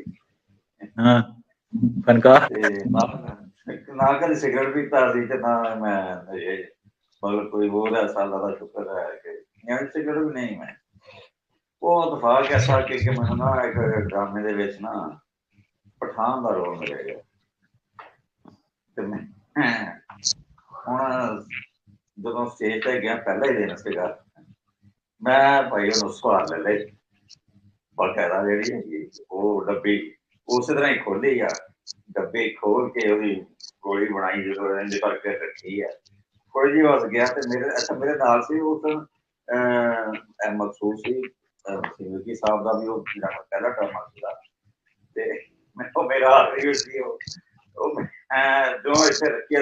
ਐਵੇਂ ਦੋ ਗੱਲਾਂ ਹੀ ਹੋਈਆਂ ਨੇ, ਤੀਸਰੀ ਗੱਲ ਪੂਰੀ ਨਹੀਂ ਹੋ ਸਕੀ, ਮੈਂ ਸਟੇਜ ਤੋਂ ਥੱਲੇ ਜਾ ਕੇ ਉਹ ਚੜ ਗਏ। दोनों अमार सुन लो, कल कराची तो साढ़े कामरेड दोस्त ने, वो बड़े मीडिया दे बड़े बंदे ने, दो आए सन कामरेड, इत्थे कोई कामरेड फौत हो गया सी ते ਉਹਦੇ सिलसिले मरी आए सन, तो मैं मेरे कोल भी आ ਉਹ ਪਹਿਲੀ ਦਫਾ ਉਹਨਾਂ ਨਾਲ ਫੇਸਬੁੱਕ ਤੇ ਜ਼ਾਹਿਰ कराची ਦੇ ਸਨ, ਬੜੀ ਹੈ ਸੀ ਸਲਾਮ ਦੁਆ, ਤੇ ਉਹਨਾਂ ਨੂੰ ਜਨਾਬ ਮੈਂ ਦੁਪਹਿਰ ਦੇ ਟਾਈਮ ਫਿਰ ਆ ਗਏ ਤੇ ਘਰ ਬੰਦਾ ਕੋਈ ਨਹੀਂ ਸੀ, ਤੇ ਸਾਰੇ ਹੈ ਸਨ ਕਾਮਰੇਡ, ਤੇ ਉਹ ਵੀ ਕੋਨੀਆਂ ਵਾਲੇ ਸਨ ਮੇਰੇ ਨਾਲ ਵਾਲੇ, ਤੇ ਚਿੱਟੇ ਵਾਲ ਉਹਨਾਂ ਦੇ ਵੀ ਤੇ ਪੌਣੀਆਂ ਵਾਲੇ, ਤੇ ਉਹ ਚਾਹ ਸ਼ਾਹ ਬਣਾ ਕੇ ਉਹਨਾਂ ਨੂੰ ਦਿੱਤੀ ਤੇ ਉਹ ਬੜਾ ਖੁਸ਼ ਹੋਇਆ ਤੇ ਮੈਨੂੰ ਕਹਿੰਦਾ ਹੈ ਕਿ ਤੈਨੂੰ ਪਤਾ ਹੈ ਕਿ ਮੈਂ ਇੱਕ ਡਰਾਮਾ ਬਣਾ ਰਿਹਾ ਹਾਂ ਰਾਜਾ ਪੋਰਸ। ਤੇ ਮੈਂ ਕਿਹਾ ਅੱਛਾ ਜੀ। ਤੇ ਕਹਿੰਦਾ ਤੇ ਮੈਂ ਕਰੈਕਟਰ ਢੂੰढ ਰਿਹਾ ਸੀ ਤੇ ਤੂੰ ਉਹ ਕਰੈਕਟਰ ਨੇ ਮੈਨੂੰ ਨਜ਼ਰ ਆਇਆ ਰਾਜਾ ਪੋਰਸ, ਤੈਨੂੰ ਬਣਾਵਾਂਗਾ। ਉਹ ਮੈਂ ਕਿਹਾ ਅੱਲਾ ਨਾ ਮੇਰਾ ਕੋਈ ਲੈਣ ਨਾ ਮੇਰਾ ਦੇਣ ਨਾ ਮੈਨੂੰ ਇਹ ਕੰਮ ਆਉਂਦਾ। ਉਹਨੇ ਕਿਹਾ ਨਹੀਂ ਨਹੀਂ ਨਹੀਂ, ਤੇਰਾ ਜਿਹੜਾ ਚਿਹਰਾ ਹੈ ਔਰ ਤੇਰਾ ਜਿਹੜਾ ਤੂੰ ਗੱਡੀ ਤੋਂ ਉਤਰਿਆ ਤੇ ਤੂੰ ਆਇਆ ਮੇਰੇ ਕੋਲ ਮਿਲਣ ਵਾਸਤੇ, ਮੈਨੂੰ ਲੱਗਾ ਕਿ ਰਾਜਾ ਪੋਰਸ ਆ ਰਿਹਾ। ਮੈਂ ਕਿਹਾ ਜੀ ਬੜੀ ਮਿਹਰਬਾਨੀ। ਸਾਡਾ ਪੰਜਾਬ ਨੈਸ਼ਨਲ ਮੂਵਮੈਂਟ ਦਾ ਜਿਹੜਾ ਸਦਰ ਬਣਾਇਆ ਸੀ, ਉਹ ਰਾਜੇ ਪੋਰਸ ਦੀ ਯਾਦਗਾਰ ਬਣਵਾ ਰਿਹਾ ਉੱਥੇ ਜੇਲਮ 'ਚ। ਤੇ ਇੱਕ ਬੜੀ ਖੁਸ਼ਾਇਨ ਗੱਲ ਹੈ ਕਿ ਇੱਕ ਪੰਜਾਬ ਦਾ ਮੋੜਾ ਪੈ ਰਿਹਾ ਹੈ ਸੈਕੂਲਰਿਜ਼ਮ ਵੱਲੇ। ਰਾਜਾ ਪੋਰਸ ਆਏ ਨੇ, ਸਾਰਿਆਂ ਨੂੰ ਪਤਾ ਹੈ, ਇੱਕ ਹਿੰਦੂ ਰਾਜਾ ਸੀ ਔਰ ਜੰਗਜੂ ਸੀ ਬੜਾ ਵੱਡਾ, ਤੇ ਵਾਰੀਅਰ ਸੀ, ਧਰਤੀ ਦਾ ਪੁੱਤਰ ਸੀ। ਤੇ ਇਹ ਵੀ ਇੱਕ ਚੰਗੀ ਰਸਮ ਜਿਹੜੀ ਇਸ ਤਹਿਰੀਕ ਵੱਲੋਂ ਸਾਡੇ ਲੋਕਾਂ ਵੱਲੋਂ ਸ਼ੁਰੂ ਹੋ ਰਹੀ। ਮੈਂ ਜਿੰਨੇ ਵੀ ਮੁੰਡਿਆਂ ਦੀ ਤਰਬੀਅਤ ਕੀਤੀ ਉਹ ਇਸੇ ਹਵਾਲੇ ਨਾਲ ਕੀਤੀ ਕਿ ਨਾ ਤੇ ਉਹਨਾਂ 'ਚ ਨਸਲ ਪ੍ਰਸਤੀ ਹੋਵੇ, ਨਾ ਉਹਨਾਂ ਦੇ ਵਿੱਚ ਫਿਰਕਾ ਪ੍ਰਸਤੀ ਹੋਵੇ, ਤੇ ਉਹ ਬਿਲਕੁਲ ਇੱਕ ਜਦੀਦ ਮਾਡਰਨ ਜ਼ੇਨ ਦੇ ਮੁਤਾਬਕ ਚੱਲਣ। ਇਸੇ ਵਾਸਤੇ ਉਹਦੇ 'ਚ ਸਾਰੇ ਬਰਾਦਰੀਆਂ ਦੇ, ਸਾਰੇ ਮਸਾਲਕ ਦੇ, ਸਾਰੇ ਮਜ਼ਹਬਾਂ ਦੇ ਲੋਕ ਅਸੀਂ ਸ਼ਾਮਲ ਕੀਤੇ ਔਰ ਇੱਕ ਬਹੁਤ ਅੱਛੇ ਆਈਡੀਏ ਦੇ ਤਹਿਤ, ਇੱਕ ਨਜ਼ਰੀਏ ਦੇ ਤਹਿਤ ਉਹ ਜਮਾਤ ਜਿਹੜੀ ਹੈ ਮੂਵ ਫਾਰਵਰਡ ਕਰ ਰਹੀ। ਅੱਛਾ ਸ਼ਾਹ ਜੀ, ਆਪਣਾ ਤਮਾਮ ਬੈਠਕ ਨੂੰ ਕਾਫੀ ਅਸੀਂ ਪਿਛਲੇ ਮੁੱਦੇ ਤੇ ਗੱਲ ਹੋ ਗਈ ਹੈ ਤੇ ਸਾਡੇ ਮੁਲਕ 'ਚ ਬੜਾ ਅਫਸੋਸਨਾਕ ਵਾਕਿਆ ਹੋਇਆ ਹੈ। ਸਾਡੀ ਧਰਤੀ ਜਿਹੜੀ ਹੈ ਉਹ ਮੈਨੂੰ ਤੇ ਇੰਝ ਲੱਗਦਾ ਹੈ ਕਿ ਚਾਰੋਂ ਤਰਫ ਦੁਸ਼ਮਣ ਜਿਹੜੇ ਨੇ ਉਹ ਇਕੱਠੇ ਹੋ ਗਏ ਨੇ ਔਰ ਉਹਨਾਂ ਨੇ ਮਿਲ ਕੇ ਸਾਡੇ ਤੇ ਅਟੈਕ ਕਰ ਦਿੱਤਾ। ਔਰ ਬੜੇ ਅਫਸੋਸਨਾਕ, ਮੈਂ ਪਿਛਲੇ 2 ਦਿਨਾਂ ਤੋਂ ਇਹਨੂੰ ਫੋਲੋ ਕਰ ਰਿਹਾ ਇਸ ਸਟੋਰੀ ਨੂੰ, ਤੇ ਬੜੀ ਔਰ ਸੋਸ਼ਲ ਮੀਡੀਆ ਨੂੰ ਵੀ ਦੇਖ ਰਹੇ ਹਾਂ, ਬੜੀ ਤਕਲੀਫਦੇਹ ਚੀਜ਼ਾਂ ਸਾਹਮਣੇ ਆ ਰਹੀਆਂ ਨੇ ਸ਼ਾਹ ਜੀ ਕਿ ਇਸ ਮੌਕੇ ਤੇ ਅੱਗ ਲੱਗੀ ਹੈ, ਨੈਕਸਸ ਬਣਿਆ, ਤੁਹਾਨੂੰ ਪਤਾ ਇੱਕ ਪ੍ਰੌਕਸੀ ਚੱਲ ਰਹੀ ਹੈ ਤੇ ਉਹਦੇ ਡਿਫਰੈਂਟ ਤਾਲਿਬਾਨ, ਉਸ ਤੋਂ ਬਾਅਦ ਇਹ ਜਿਹੜੇ ਬਲੋਚ ਇੰਸਰਜੈਂਟਸ ਕਹਿ ਲਓ ਜਾਂ ਸਰਮਚਾਰੀ ਕਹਿ ਲਓ, ਇਹ ਹੋ ਗਏ, ਰਾਹ ਆ ਗਈ, ਇਹ ਸਾਰੇ ਇਕੱਠੀਆਂ ਹੋ ਗਈਆਂ ਨੇ ਤਾਕਤਾਂ ਵਿੱਚ। ਸਾਡੇ ਕੋਈ ਦੋਸਤ ਮਮਾਲਕ ਜਣੇ, ਉਹਨਾਂ ਨੂੰ ਵੀ ਚੰਗਾ ਨਹੀਂ ਲੱਗਦਾ ਕਿ ਪਾਕਿਸਤਾਨ ਤਰੱਕੀ ਕਰੇ ਤੇ ਸਾਡੀਆਂ ਪੋਰਟਸ ਜਿਹੜੀਆਂ ਨੇ, ਸੀਪੈਕ ਜਿਹੜੀ ਹੈ ਇਹ ਚੱਲੇ। ਉਹ ਸਾਰੇ ਮਿਲ ਕੇ ਸਾਡੇ ਤੇ ਹਮਲਾਵਰ ਨੇ, ਸਾਡੇ ਮੁਲਕ ਤੇ ਸਾਡੇ ਅੰਦਰ ਦੇ ਵਿੱਚ ਇਤਨੀ ਤਕਸੀਮ ਹੋ ਗਈ ਹੈ ਸ਼ਾਹ ਜੀ ਕਿ ਬਜਾਏ ਅੱਗ ਲੱਗੀ ਹੋਏ ਤੇ ਬੰਦੇ ਨੂੰ ਚਾਹੀਦਾ ਹੈ ਕਿ ਅੱਗ ਬੁਝਾਉਣ ਦੇ ਉੱਤੇ ਫੋਕਸ ਕੀਤਾ ਜਾਏ। ਤੇ ਮੈਂ ਦੇਖ ਰਿਹਾ ਕਿ ਇਸ ਵਕਤ ਪਾਰਟਿਕੂਲਰਲੀ ਪੀਟੀਆਈ ਵਾਲਿਆਂ ਨੇ ਮੈਨੂੰ ਬੜਾ ਮਾਯੂਸ ਕੀਤਾ ਸੀਨੀਅਰ ਲੈਵਲ ਤੋਂ। ਈਵਨ ਥੋੜੀ ਦੇਰ ਪਹਿਲੇ ਮੈਂ ਇੱਕ ਚੀਜ਼ ਦੇਖੀ ਹੈ, ਬੜਾ ਹੀ ਮੈਨੂੰ ਅਰਮਾਨ ਲੱਗਾ, ਦੁੱਖ ਲੱਗਾ ਕਿ ਤੁਸੀਂ ਗੱਲ ਕੀਤੀ। ਉਹ ਵੀ ਬੜੀ ਰਾਜਾ ਪੋਰਸ ਦੀ ਗੱਲ ਕਰਦਾ ਹੈ, ਆਫਤਾਬ ਇਕਬਾਲ, ਉਹ ਜਿਹੜਾ ਐਂਕਰ ਹੈ, ਉਹਨੇ ਕਿਹਾ ਕਿ ਜੀ ਬੜੇ ਜਿਗਰੇ ਨਾਲ ਲੜੇ ਨੇ ਆਪਣਾ BLA ਵਾਲੇ, ਤੁਸੀਂ ਅੰਦਾਜ਼ਾ ਲਾਓ ਜਰਾ। ਹੁਣ ਉਹ ਬੇਸਿਕਲੀ ਤੇ ਉਹਨਾਂ ਦਾ ਮਸਲਾ ਹੈ ਸਕੋਰ, ਉਹ ਸੈਟਲ ਕਰਨਾ ਚਾਹ ਰਹੇ ਨੇ ਇਸਟੈਬਲਿਸ਼ਮੈਂਟ ਨਾਲ, ਫੌਜ ਦੇ ਨਾਲ। ਲੇਕਿਨ ਇਹ ਉਹਨਾਂ ਨੂੰ ਨਹੀਂ ਸਮਝ ਆਈ PTI ਨੂੰ ਕਿ ਬਈ ਉਹ ਤੁਸੀਂ ਧਰਤੀ ਨਾਲ ਲੜ ਰਹੇ ਹੋ, ਮੇਰੇ ਨਾਲ ਲੜ ਰਹੇ ਹੋ, ਆਪਣੀ ਮਾਂ ਨਾਲ ਲੜ ਰਹੇ ਹੋ ਯਾਰ, ਕੀ ਕਰ ਰਹੇ ਹੋ? ਸਿਆਸਤ ਆਪਣੀ ਜਗ੍ਹਾ ਤੇ, ਇਮਰਾਨ ਖਾਨ ਗਲਤ ਅੰਦਰ ਹੈ ਜਾਂ ਸਹੀ ਅੰਦਰ ਹੈ, ਜੋ ਵੀ ਹੈ ਉਹਦੀ ਰਿਹਾਈ ਹੋਣੀ ਚਾਹੀਦੀ ਹੈ। ਅਦਾਲਤਾਂ ਕਰਨ ਨਾ ਕਰਨ ਇਹ ਚਲੋ ਇੱਕ ਅਲੱਗ ਮਾਮਲਾ ਹੈ, ਸਿਆਸੀ ਮਾਮਲਾ ਹੈ। ਲੇਕਿਨ ਇਸ ਮੌਕੇ ਤੇ ਸਾਡੀ ਧਰਤੀ ਜਿਹੜੀ ਹੈ ਉਹ ਅੰਡਰ ਅਟੈਕ ਹੈ। ਤੁਸੀਂ ਜਿਹੜਾ ਹੈ ਉਹ ਬਜਾਏ ਸਾਡੇ ਫੌਜੀ, ਸਾਡੇ ਜਵਾਨ, ਸਾਡੇ ਪੁੱਤਰ, ਸਾਡੇ ਭਾਈ ਜਿਹੜੇ ਨੇ ਉਹ ਲੜ ਰਹੇ ਨੇ ਤੇ ਤੁਸੀਂ ਜਨਾਬ ਬਜਾਏ ਅਗਰ ਮਗਰ ਦੇ ਵਿੱਚ ਪੈ ਗਏ ਹੋ। ਔਰ ਤੁਸੀਂ ਬੜਾ ਅਫਸੋਸਨਾਕ ਵਾਕਿਆ ਹੋ ਰਿਹਾ ਹੈ, ਇਹਦੇ ਉੱਤੇ ਤੁਸੀਂ, ਤੁਹਾਡੀ ਕੀ ਰਾਏ ਹੈ ਸ਼ਾਹ ਜੀ, ਕੀ ਸੋਚਦੇ ਹੋ ਤੁਸੀਂ? ਯਾਰ ਮੈਂ ਇਹ ਜਿਹੜੀ ਪੋਲਰਾਈਜੇਸ਼ਨ ਹੈ ਇਹ ਬੜੀ ਅਫਸੋਸਨਾਕ ਹੈ ਔਰ ਸਾਨੂੰ ਸਮਝ ਨਹੀਂ ਆਉਂਦੀ ਕਿ ਸਾਡੇ ਲਿਬਰਲ ਸੈਕੂਲਰ ਦਾ ਜਾਂ ਸੁਰਖੇ ਦਾ ਕੀ ਨਜ਼ਰੀਆ ਹੈ ਔਰ ਸਾਡੇ ਰਾਈਟ ਦਾ ਕੀ ਨਜ਼ਰੀਆ ਹੈ। ਗੁੱਡ-ਮੁੱਡ ਹੋਇਆ ਪਿਆ ਸਾਰਾ ਕੁਝ। ਇੱਕ ਟਾਈਮ ਸੀ ਜਦੋਂ ਸਾਡਾ ਲਿਬਰਲ ਸੈਕੂਲਰ ਤਬਕਾ ਔਰ ਸੁਰਖਾ ਜਿਹੜਾ ਸੀ ਉਹ ਦਹਿਸ਼ਤਗਰਦੀ ਦੀ ਮਜ਼ੰਮਤ ਕਰਦਾ ਸੀ, ਜਿਹੜਾ ਤਾਲਿਬਾਨ ਦਾ ਟਾਈਮ ਸੀ। ਫਿਰ ਦੂਜਾ ਟਾਈਮ ਇਹ ਆਇਆ ਕਿ ਇਹਨਾਂ ਬਲੋਚਾਂ ਦੀ ਹਮਾਇਤ ਕਰਨੀ ਸ਼ੁਰੂ ਕਰ ਦਿੱਤੀ। ਹੁਣ ਉਹ ਬਲੋਚ ਜਿਹੜੇ ਨੇ ਉਹ ਟਾਰਗੇਟ ਕਿਲਿੰਗ ਦਾ ਵੀ ਉਹਨਾਂ ਦਾ ਇੱਕ ਵੱਖਰਾ ਹੀ ਕੋਲਡ ਬਲੱਡਡ ਮਰਡਰਰ ਵਾਲਾ ਤਰੀਕਾ ਹੈ ਕੋਈ ਸ਼ਨਾਖਤੀ ਕਾਰਡ ਚੈੱਕ ਕਰਦੇ ਨੇ, ਔਰ ਸ਼ਨਾਖਤੀ ਕਾਰਡ ਤੇ ਜੇ ਕੋਈ ਪੰਜਾਬ ਦਾ ਇਲਾਕਾ ਹੋਵੇ ਤੇ ਉਹ ਗੋਲੀ ਮਾਰ ਦਿੱਤੀ ਜਾਂਦੀ। ਇਹ ਲੇਕਿਨ ਇਹਨਾਂ ਦੇ ਖਿਲਾਫ ਉਹ ਇਹ ਨਹੀਂ ਬੋਲਦੇ। ਇਹ ਤਬਕਾ ਪੁੱਤਰਾ ਮਜਾ ਮੇਰੇ ਮੁੰਡਾ ਕਲੀਮੁੱਲਾ ਚੀਮਾ ਵਾਈਸ ਪ੍ਰੈਜ਼ੀਡੈਂਟ ਹੈ ਪੰਜਾਬ ਨੈਸ਼ਨਲ ਮੂਵਮੈਂਟ ਦਾ, ਉਹ ਇਹਨਾਂ ਨੂੰ ਆਂਦਾ ਹੈ ਡੱਡੂ ਪੰਜਾਬੀ। ਵੀ ਇਹ ਮਸਲੇ ਵੀ ਦੋਵੇਂ ਨਾ ਜ਼ਿਆਦਾ ਪੰਜਾਬ 'ਚ ਹੀ ਨੇ। ਮਤਲਬ ਪੰਜਾਬ ਹਰ ਮੌਕੇ ਤੇ 100% ਮੌਕੇ ਤੇ ਬਾਅਦ ਲੋਕਾਂ ਮੁਤਾਬਕ ਵਿਲਨ ਹੈ ਪੰਜਾਬੀ, ਤੇ ਬਾਅਦ ਲੋਕਾਂ ਵਾਸਤੇ 100% ਹੀਰੋ ਵੀ ਹੋਵੇਗਾ। ਲੇਕਿਨ ਅਸੀਂ ਤਾਂ ਤਵਾਜ਼ਨ ਵਾਲੇ ਲੋਕ ਆ, ਅਸੀਂ ਤਾਂ ਕਾਲ ਸਪੇਡ ਆ ਸਪੇਡ, ਕਾਲੇ ਨੂੰ ਕਾਲਾ ਚਿੱਟੇ ਨੂੰ ਚਿੱਟਾ ਆਖਣ ਵਾਲੇ। ਤੇ ਇਹ ਮਤਵਾਜ਼ਨ ਓਪੀਨੀਅਨ ਕੋਈ ਨਹੀਂ ਰਹਿ ਗਿਆ, ਤੇ ਸਮਝ ਨਹੀਂ ਆਉਂਦੀ ਕਿ ਇਹ ਰਾਈਟ ਕਿੱਧਰ ਹੈ ਤੇ ਲੈਫਟ ਕਿੱਧਰ ਹੈ। ਅਸਲ ਨਜ਼ਰੀਆ ਕੀ ਹੈ? ਤੁਸੀਂ ਦਹਿਸ਼ਤਗਰਦੀ ਦੇ ਖਿਲਾਫ ਹੋ ਜਾਂ ਤੁਸੀਂ ਇੱਕ ਮਖਸੂਸ ਜਿਹੜਾ ਨਸਲ ਉਹਦੇ ਖਿਲਾਫ ਹੋ, ਜਾਂ ਤੁਸੀਂ ਉਂਝੇ ਮਜ਼ਹਬਦਾਰ ਹੋ। ਬਲੋਚ ਚੂੰਕਿ ਮਜ਼ਹਬ ਦਾ ਇਸਤੇਮਾਲ ਨਹੀਂ ਕਰਦੇ ਆਪਣੇ ਟੈਰਰਿਜ਼ਮ ਦੇ ਵਿੱਚ, ਤੇ ਉਹ ਇਹਨਾਂ ਨੂੰ ਠੀਕ ਲੱਗਦੇ ਨੇ, ਔਰ ਦੂਜੇ ਪਾਸੇ ਜਿਹੜੇ ਤਾਲਿਬਾਨ ਨੇ ਉਹ ਮਜ਼ਹਬ ਦਾ ਇਸਤੇਮਾਲ ਕਰਦੇ ਨੇ ਤੇ ਉਹ ਇਹਨਾਂ ਨੂੰ ਭੈੜੇ ਲੱਗਦੇ ਨੇ। ਅਦਰਵਾਈਜ਼ ਹੈ ਤਾਂ ਦੋਵੇਂ ਕਾਤਲ ਨੇ।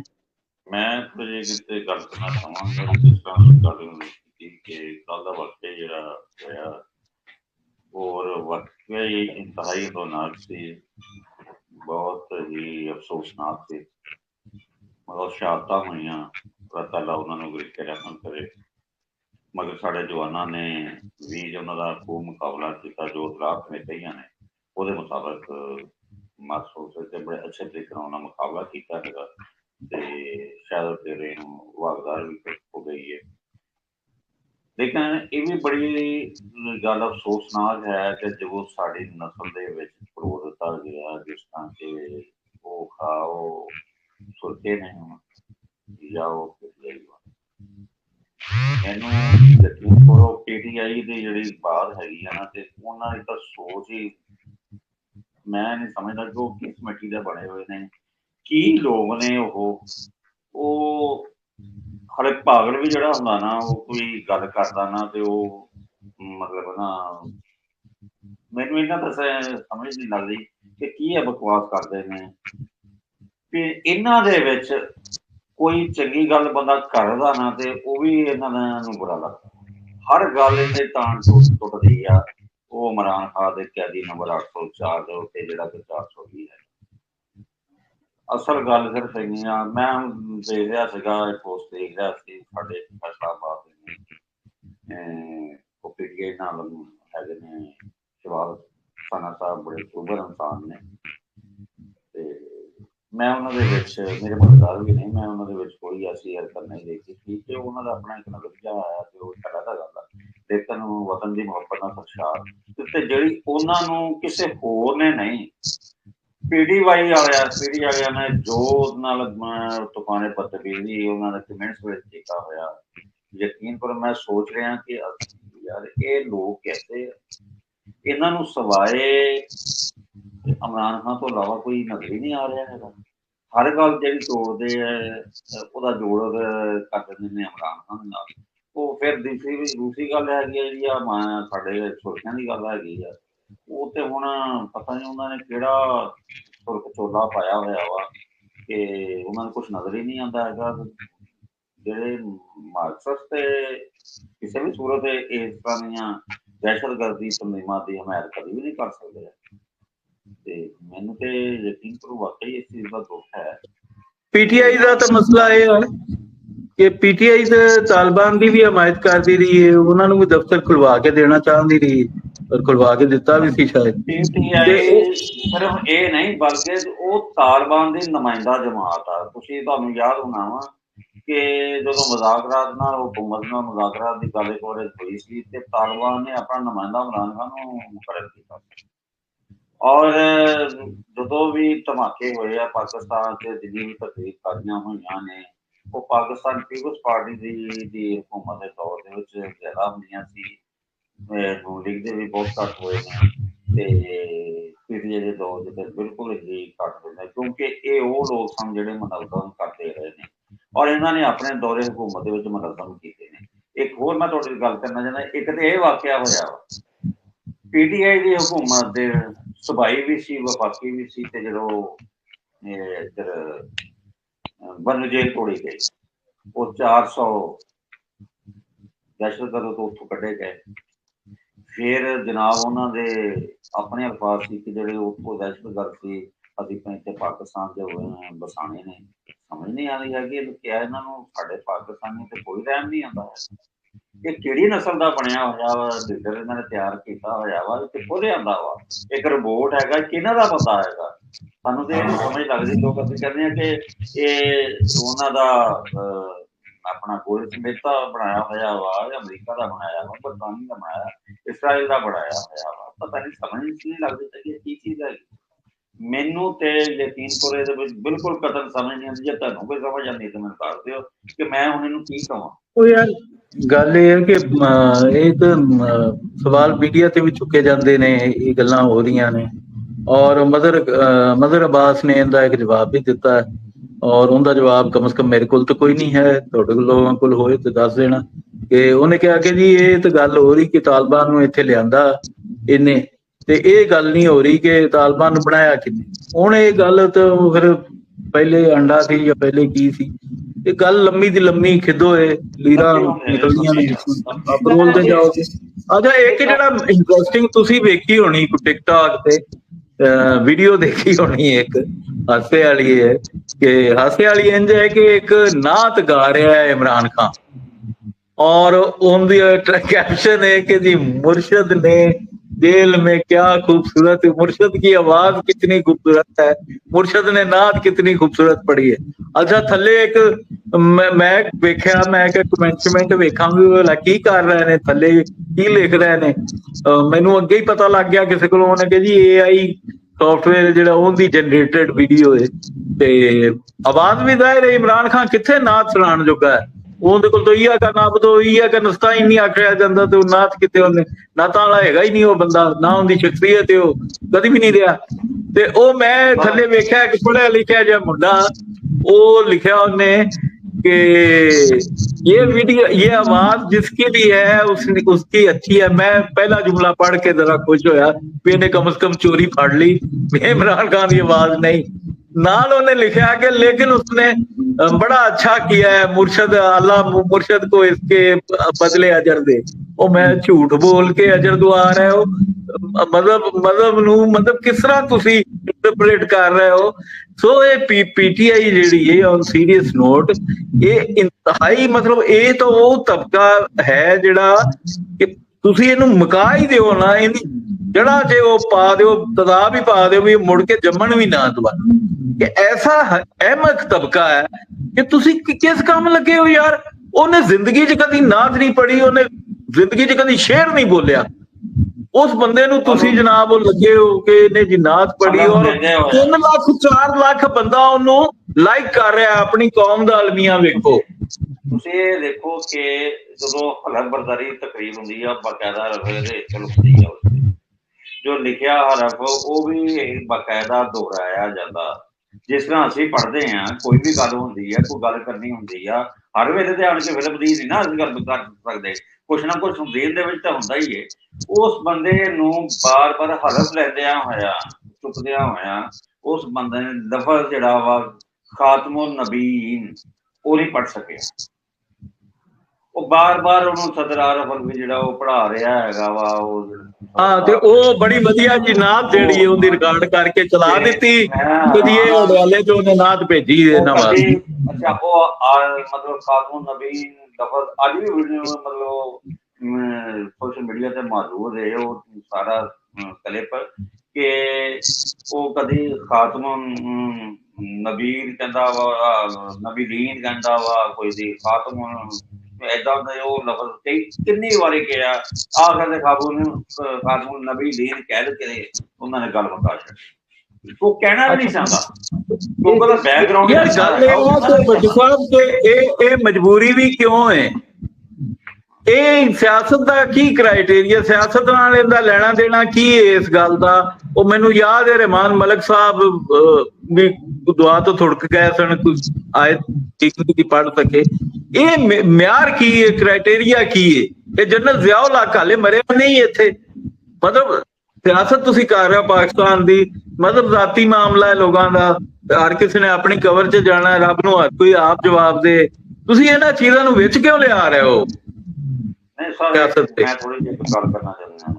ਮਜ਼ਹਬ ਦੀ ਗੱਲ ਨਹੀਂ ਹੈਗੀ, ਮੈਂ ਥੋੜੀ ਜਿਹੀ ਗੱਲ ਕਰਨਾ ਚਾਹੁੰਦਾ ਕਿ ਕੌਮ ਨੂੰ ਲਿਜਾ ਕਿੱਧਰ ਰਹੇ। ਸਾਡੇ ਇੱਥੇ ਕਰੀਮ ਸ਼ਰੀਫ ਆਪਣਾ ਟੂਰ ਮਾਜਰੇ ਦਾ ਜਲੂਸ ਨਿਕਲਦਾ ਹੁੰਦਾ ਮਿਲਾਦ ਨਬੀ ਦੇ। ਤੁਸੀਂ ਯਕੀਨ ਕਰੋ ਕਿ ਉੱਥੇ ਇਮਰਾਨ ਖਾਨ ਦੀਆਂ ਤਸਵੀਰਾਂ ਉੱਪਰ ਲਾਈਆਂ, ਉਹ ਮੁਰਸ਼ਦ ਉੱਪਰ ਥੱਲੇ ਲਿਖਿਆ ਹੋਇਆ, ਤੇ ਨਾਲ ਜਨਾਬ ਉਹ ਫੁੱਲਾਂ ਦੇ ਹਾਰ ਪਾਏ ਹੋਏ ਆ, ਪੱਤੀਆਂ ਸੁੱਟੀਆਂ ਜਾ ਰਹੀਆਂ ਵਾ, ਤਸਵੀਰਾਂ ਲੱਗੀਆਂ ਹੋਈਆਂ ਵਾ, ਤੇ ਉਹਨਾਂ ਦੇ PTI ਦੇ ਵੀ ਗਾਣੇ ਲੱਗੇ ਆ, ਤੇ ਉਹ ਤਰਾਨੇ ਚੱਲਣ ਡਏ ਆ PTI ਦੇ ਨਾਲ। ਉਹ ਸਾਡੇ ਜਿਹੜੇ ਨੇ PTI ਦੇ ਸਾਬਕਾ ਵਜ਼ੀਰ ਸੀ ਸ਼ਾਹ ਅਹਿਮਦ ਕਾਸਰੋ ਸਾਹਿਬ, ਉਹ ਵੀ ਨਾਲ ਚੱਲ ਰਹੇ ਨੇ। ਮੈਂ ਹੈਰਾਨ ਹਾਂ ਕਿ ਇਹ ਤੁਸੀਂ ਇਹ ਦੱਸੋ, ਇਹ ਕੀ ਕੌਮ ਕਿੱਧਰ ਨੂੰ ਜਾ ਰਿਹਾ? ਕਿਆ ਲੋਕ ਸਮਝਣ ਨਹੀਂ? ਉਸ ਖਰਬੂਜ਼ੇ ਨੂੰ ਦੇਖ ਕੇ ਖਰਬੂਜ਼ਾ ਰੰਗ ਪੜਦਾ, ਤੇ ਕਿਆ ਲੋਕਾਂ ਦੇ ਉੱਤੇ ਅਸਰ ਨਹੀਂ ਪਏਗਾ ਮੁਆਸ਼ਰੇ ਦੇ ਉੱਤੇ? ਕਿ ਕਿਤੇ ਉਹ ਇੱਕ ਬੱਚੇ ਨੇ ਸਮਝਣਾ, ਉਹਨੇ ਦੇਖ ਕੇ ਸਮਝਣਾ, ਇੱਕ ਬੱਚੇ ਨੇ ਉਹਨੇ ਕਹਿਣਾ ਠੀਕ ਇਹ ਜੋ ਕਰ ਰਹੇ ਨੇ ਠੀਕ ਕਰ ਰਹੇ ਨੇ। ਉਹ ਅੱਗੇ ਇੱਕ ਨਵੀਂ ਨਸਲ ਤਿਆਰ ਕਰਨੀ, ਫਿਰ ਰਿਜ਼ਲਟ ਕੀ ਨਿਕਲਣਾ ਕਿ ਮੈਂ ਇਹ ਤੋਂ ਇਲਾਵਾ ਕਿਸੇ ਦੀ ਗੱਲ ਅਸੀਂ ਸੁਣਨੀ ਨਹੀਂ, ਜੋ ਇਹ ਹੈ ਉਹ ਸਹੀ ਹੈ। ਸਾਨੂੰ ਇਹੀ ਪੜਾਇਆ ਗਿਆ ਨਾ, ਸਾਨੂੰ ਮੁਰਸ਼ਦ ਦੇ ਲਫ਼ਜ਼ ਮਾਦਰਤ ਅੱਜ ਜਿੰਨੀ ਵੀ ਦਹਿਸ਼ਤਗਰਦੀ ਹੋ ਰਹੀ ਆ, ਇਹ ਕਿਸ ਤਰ੍ਹਾਂ ਹੋ ਰਹੀ ਆ? ਉਹ ਉਹਨਾਂ ਦਾ ਦਿਮਾਗ ਜਿਹੜਾ ਨਾ ਉਹ ਉਸ ਅੰਦਾਜ਼ ਦਾ ਬਣਾ ਦਿੱਤਾ ਜਾਂਦਾ। ਦੌਲੇ ਸ਼ੂਹ ਦੇ ਮਤਲਬ ਕਹਿੰਦੇ ਚੂਹੇ ਬਣਾਏ ਗਏ ਆ, ਕੜਾ ਇੱਕ ਪਾ ਦਿੱਤਾ ਵਾ ਸਾਡੇ ਅੰਦਰ ਦਿਮਾਗ ਦਾ, ਮਜ਼ਹਬ ਦਾ। ਉਹ ਮਜ਼ਹਬ ਆਪਣੀ ਮਰਜ਼ੀ ਦਾ ਉਹ ਇਹਨਾਂ ਦਾ ਉਹ ਬਣਾ ਛੱਡਿਆ ਹੋਇਆ ਵਾ, ਉਹ ਕੜਾ ਬਣਾ ਕੇ ਸਾਡਾ ਦਿਮਾਗ ਮਾਊਫ ਕਰ ਦਿੱਤਾ ਗਿਆ ਵਾ। ਪਰ ਉਹ ਦਹਿਸ਼ਤਗਰਦੀ ਜਿਹੜੀ ਆ, ਇਹ ਦਹਿਸ਼ਤਗਰਦਾਂ ਜਿਹੜੇ ਲੋਕ ਨੇ, ਇਹਨਾਂ ਨੂੰ ਵੀ ਕੀ ਪੜਾਇਆ ਜਾਂਦਾ? ਇਹਨਾਂ ਨੇ ਵੀ ਤੇ ਇਹੀ ਹੈ ਨਾ, ਚੰਦ ਲੋਕਾਂ ਦੀ ਆਪਣੀ ਸਿਆਸਤ ਹੁੰਦੀ ਆ, ਉਹਨੂੰ ਲੈ ਕੇ ਅੱਗੇ ਤੁਰਦੇ ਆ। ਅੱਜ ਟ੍ਰੇਨ ਦੀ ਇੱਕ ਗੱਲ ਹੋਈ ਹੈ ਨਾ, ਇਹ ਟ੍ਰੇਨ ਰੋਕੀ ਗਈ ਹੈ। ਟ੍ਰੇਨ ਕਿਹੜਾ ਪਹਿਲੀ ਵਾਰੀ ਹੈ? ਇਹ ਟ੍ਰੇਨ ਤਾਂ ਪਾਕਿਸਤਾਨ ਬਣਨ ਤੋਂ ਲੈ ਕੇ ਅੱਜ ਤੱਕ ਟ੍ਰੇਨ ਸਾਡੀ ਇਹੀ ਆ ਰੋਕੀ ਜਾਂਦੀ ਆ, ਧਮਾਕੇ ਹੋ ਰਹੇ ਆ, ਬੰਦੇ ਮਾਰੇ ਜਾ ਰਹੇ ਆ। ਕਿਆ ਹੋ ਨਹੀਂ ਰਿਹਾ? ਦਹਿਸ਼ਤਗਰਦੀ ਉਹ ਕਿਸੇ ਵੀ ਸ਼ਕਲ ਦੇ ਵਿੱਚ ਹੋਵੇ, ਦਹਿਸ਼ਤਗਰਦੀ ਕਿਸੇ ਵੀ ਸ਼ਕਲ ਦੇ ਵਿੱਚ ਹੋਵੇ, ਉਹ ਦਹਿਸ਼ਤਗਰਦੀ। ਔਰ ਉਹ ਉਹਨਾਂ ਨੂੰ ਸਬਕ ਪੜ੍ਹਾਇਆ ਜਾਂਦਾ, ਔਰ ਉਹ ਮਤਲਬ ਕਾਹਦੇ ਵਾਸਤੇ? ਉਹ ਸਿਰਫ ਚੰਦ ਲੋਕ, ਉਹ ਚੰਦ ਲੋਕ ਕੌਣ ਹੈਗੇ ਨੇ? ਉਹ ਹੁਣ ਅਸੀਂ ਉੱਤੇ ਗੱਲ ਕਰਾਂਗੇ, ਬਹੁਤੀ ਲੰਬੀ। ਦਹਿਸ਼ਤਗਰਦੀ ਦੇ ਉੱਤੇ ਅਸੀਂ ਆਪਣੇ ਮੁਆਸ਼ਰੇ ਦੀ, ਆਪਣੇ ਹਿੱਸੇ ਦੀ ਜ਼ਮੀਨ ਤੇ ਸਾਫ਼ ਕਰ ਸਕਦੇ ਹਾਂ ਨਾ, ਕਿ ਅਸੀਂ ਆਪਣੇ ਬੱਚਿਆਂ ਨੂੰ, ਆਪਣੇ ਮਹੱਲੇਦਾਰਿਆਂ ਨੂੰ, ਆਪਣੇ ਦੋਸਤ ਸਮੇਟਦੇ ਹਾਂ, ਜਿਸ ਤਰ੍ਹਾਂ ਅਸੀਂ ਇਹ ਕਰ ਰਹੇ ਹਾਂ। ਜੀ ਠੀਕ ਹੋ ਗਿਆ। ਇਹਨੂੰ ਹੁਣ ਸਮਝਦੇ ਗੱਲ ਇਹ ਹੈ ਕਿ ਦਹਿਸ਼ਤਗਰਦੀ ਜਿਹੜੀ ਹੈ ਉਹ ਅੱਜ ਕੱਲ ਖਾਲੀ ਟ੍ਰੇਨ ਦਾ ਇੱਕ ਵਾਕਿਆ ਨਹੀਂ ਹੋਇਆ, ਉਸ ਤੋਂ ਇਲਾਵਾ ਵੀ ਬੱਸ ਵਿੱਚ ਕਾਰ ਕੇ ਉਹ 9 ਬੰਦੇ ਮਾਰੇ ਗਏ ਨੇ। ਅੱਜ ਵੀ ਟਾਂਗ ਦੇ ਅੰਦਰ ਹੈ ਉਹ ਚੌਕੀ ਤੇ ਹਮਲਾ ਹੋਇਆ ਹੈ ਤਾਲਿਬਾਨ ਦੀ। ਤੇ ਅੱਛਾ, ਹੁਣ ਇਹਦੀਆਂ ਜਿਹੜੀਆਂ ਜਿਸ ਤਰ੍ਹਾਂ ਐਸਟੈਬਲਿਸ਼ਮੈਂਟ ਇੱਕ ਬੜੀ ਵੇਗ ਜਿਹੀ ਟਰਮ ਹੈ, ਲੋਕ ਇਸਤੇਮਾਲ ਕਰਦੇ ਨੇ, ਔਰ ਆਮ ਤੌਰ ਤੇ ਲੋਕਾਂ ਦੇ ਜ਼ਿਹਨ ਫੌਰੀ ਤੌਰ ਤੇ ਫੌਜ ਆਉਂਦੀ ਹੈ, ਐਸਟੈਬਲਿਸ਼ਮੈਂਟ ਫੌਜ। ਜਦ ਕਿ ਐਸਟੈਬਲਿਸ਼ਮੈਂਟ ਦੀ ਵੀ ਬੜੀਆਂ ਚੀਜ਼ਾਂ ਨੇ, ਅਸੀਂ ਬਾਅਦ ਵਿੱਚ ਬਹਿਸ ਕਰਾਂਗੇ, ਕਿਤੇ ਇਕੱਠਾ ਗੱਲ ਕਰਾਂਗੇ। ਫਿਲਹਾਲ ਅਸੀਂ ਜਿਹੜਾ ਉਹਦੇ ਉੱਤੇ ਕਰਦੇ ਹਾਂ ਦਹਿਸ਼ਤਗਰਦੀ ਦੀਆਂ ਜਿਹੜੀਆਂ ਇਸ ਵਕਤ ਸਾਡੇ ਸਾਹਮਣੇ ਚੀਜ਼ਾਂ ਆ ਰਹੀਆਂ ਨੇ। ਤੇ ਮੈਂ ਤੁਹਾਨੂੰ ਅਰਜ਼ ਕਰਾਂ, ਮੇਰੇ ਦੋਸਤਾਂ ਨਾਲ, ਸਾਥੀਆਂ ਨਾਲ ਹਲਚਲ ਹੋ ਰਹੀ ਹੈ, ਤੇ ਸਾਰਾ ਬਹੁਤ ਆਈ ਨੇ, ਬਹੁਤ ਸਾਰਾ ਇਹ ਜਿੱਥੇ ਤੁਸੀਂ ਗੁਫ਼ਤਗੂ ਕੀਤੀ ਹੈ PTI ਦੀ, ਦੇ ਵਿੱਚ ਬਹੁਤ ਫਰਕ ਆਈ ਹੈ। ਉਹ ਕਹਿ ਰਹੇ ਨੇ ਕਿ ਦਹਿਸ਼ਤਗਰਦੀ ਜਿਹੜੀ ਹੈ ਨਾ, ਉਹ ਕੋਈ ਲਿਸਾਨੀ ਬੁਨਿਆਦਤ ਹੈ। ਕੋਈ ਮੈਂ ਬਲੋਚ ਹਾਂ ਤੇ ਮੈਂ ਪੰਜਾਬੀ ਹਾਂ ਤੇ ਮੈਂ ਉਹ ਤੇ ਕੋਈ ਸਿੰਧੀ ਬਣ ਜਾਂਦਾ ਹੈ, ਕੋਈ ਜਨਾਬ ਸਰਾਇਕੀ ਬਣ ਜਾਂਦਾ ਹੈ, ਲਿਸਾਨੀ ਬੁਨਿਆਦਾਂ ਤੇ ਦਹਿਸ਼ਤਗਰਦੀ, ਉਸ ਤੋਂ ਇਲਾਵਾ ਮਜ਼ਹਬੀ ਬੁਨਿਆਦਾਂ ਇਹ ਹੁਣ ਸਾਰੇ ਨੈਕਸਸ ਆਉਂਦੇ ਨੇ। ਮਾਲੀ ਬੁਨਿਆਦ ਤੇ ਮਾਲੀ ਇਮਦਾਦ ਜਿਹੜੇ ਦੇ ਰਹੇ ਨੇ ਉਹ ਵੀ ਦਹਿਸ਼ਤਗਰਦੀ। ਇਹਨਾਂ ਨੂੰ ਜਿਹੜੀ ਇਮਦਾਦ ਹੋ ਰਹੀ ਹੈ, ਅੱਜ ਇੱਕ ਜਗ੍ਹਾ ਤੇ ਗੱਲ ਹੋਈ ਹੈ ਕਿ ਜੀ ਇਹ ਜਿਹੜੇ PLA ਹੈ, ਇਹਨੂੰ ਬਲੋਚ ਜਿਹੜੀਆਂ ਔਰਤਾਂ ਉਹ ਜ਼ੇਵਰ ਵੇਚ ਰਹੀਆਂ ਨੇ, ਆਪਣਾ ਜ਼ੇਵਰ ਦੇ ਰਹੀਆਂ ਨੇ, ਫੰਡ ਕਰ ਰਹੀਆਂ ਨੇ। ਉਹ ਡਿਫੈਂਡ ਕਰ ਰਿਹਾ ਸੀ PLA ਨੂੰ ਕਿ PLA ਜਿਹੜਾ ਉਹ ਬਿਜ਼ਨਸ ਤਹਿਰੀਕ ਹੈ, ਔਰ ਇਹਨੂੰ ਬਾਹਰ ਤੋਂ ਫੰਡਿੰਗ ਨਹੀਂ ਹੋ ਰਹੀ, ਜਦਕਿ ਬਲੋਚ ਲੋਕ ਫੰਡ ਕਰ ਰਹੇ ਨੇ। ਤੇ ਤੇ ਮੈਂ ਫਿਰ ਗੱਲ ਕੀਤੀ ਕਿ ਇਹ ਤੇ ਔਰਤਾਂ ਕੁਆਲੀਫਾਈ ਸੀ ਸਵਾਲ ਉਹਨੂੰ ਕੀਤੀਆਂ ਔਰਤਾਂ ਨੇ। ਮੈਂ ਖੁਦ ਆਪਣੀ ਔਰਤਾਂ ਨੇ ਇਮਰਾਨ ਖਾਨ ਨੂੰ ਦਿੱਤਾ ਹੈ ਚੰਦਾ ਜ਼ੇਵਰ ਦੀ ਸੂਰਤ ਵਿੱਚ। ਮੈਂ ਖੁਦ ਦੇਖਿਆ ਸ਼ੌਕਤ ਖਾਨ ਤੇ ਜਦੋਂ ਚੰਦਾ ਉਹਨੇ ਸਿਆਸਤ ਬਣਾਈ ਹੈ। ਹੁਣ ਏਜੰਸੀਜ਼ ਔਰ ਸਾਡੀ ਫੋਰਸਿਸ ਜਿਹੜੀਆਂ ਨੇ ਉਹ ਸਮਝ ਲਓ ਦਮ ਆ ਚੁੱਕਿਆ ਨੇ ਔਰ ਇਹ ਮੁਤਾਲਬਾ ਬਹੁਤ ਜਲਦ ਸਾਹਮਣੇ ਆ ਰਿਹਾ ਹੈ। ਬਲਕਿ ਮੈਂ ਚੇਅਰਮੈਨ ਬਿਲਾਵਲ ਦੀ ਅੱਜ ਤਕਰੀਰ ਸੁਣ ਰਿਹਾ ਸੀ, ਉਹਦੇ ਵਿੱਚ ਵੀ ਉਹਨੇ ਗੱਲ ਕੀਤੀ ਹੈ ਕਿ ਨੈਸ਼ਨਲ ਐਕਸ਼ਨ ਪਲਾਨ ਜਿਹੜਾ ਸਾਡਾ ਬਣਿਆ ਆਲਰੇਡੀ, ਇਹਦੇ ਉੱਤੇ ਕੰਮ ਹੋਇਆ, ਉਹਦੇ ਉੱਤੇ ਹੁਣ ਐਕਸ਼ਨ ਹੋਣਾ ਚਾਹੀਦਾ ਹੈ। ਹਰ ਕਿਸਮ ਦੀ ਦਹਿਸ਼ਤਗਰਦੀ, ਚਾਹੇ ਉਹ ਲਿਸਾਨੀ ਹੋਏ, ਚਾਹੇ ਕੌਮ ਪਰਸਤੀ ਦੀ ਹੋਏ, ਚਾਹੇ ਮਜ਼ਹਬੀ ਹੋਏ, ਉਹਨੂੰ ਐਰੈਡੀਕੇਟ ਕਰੋ।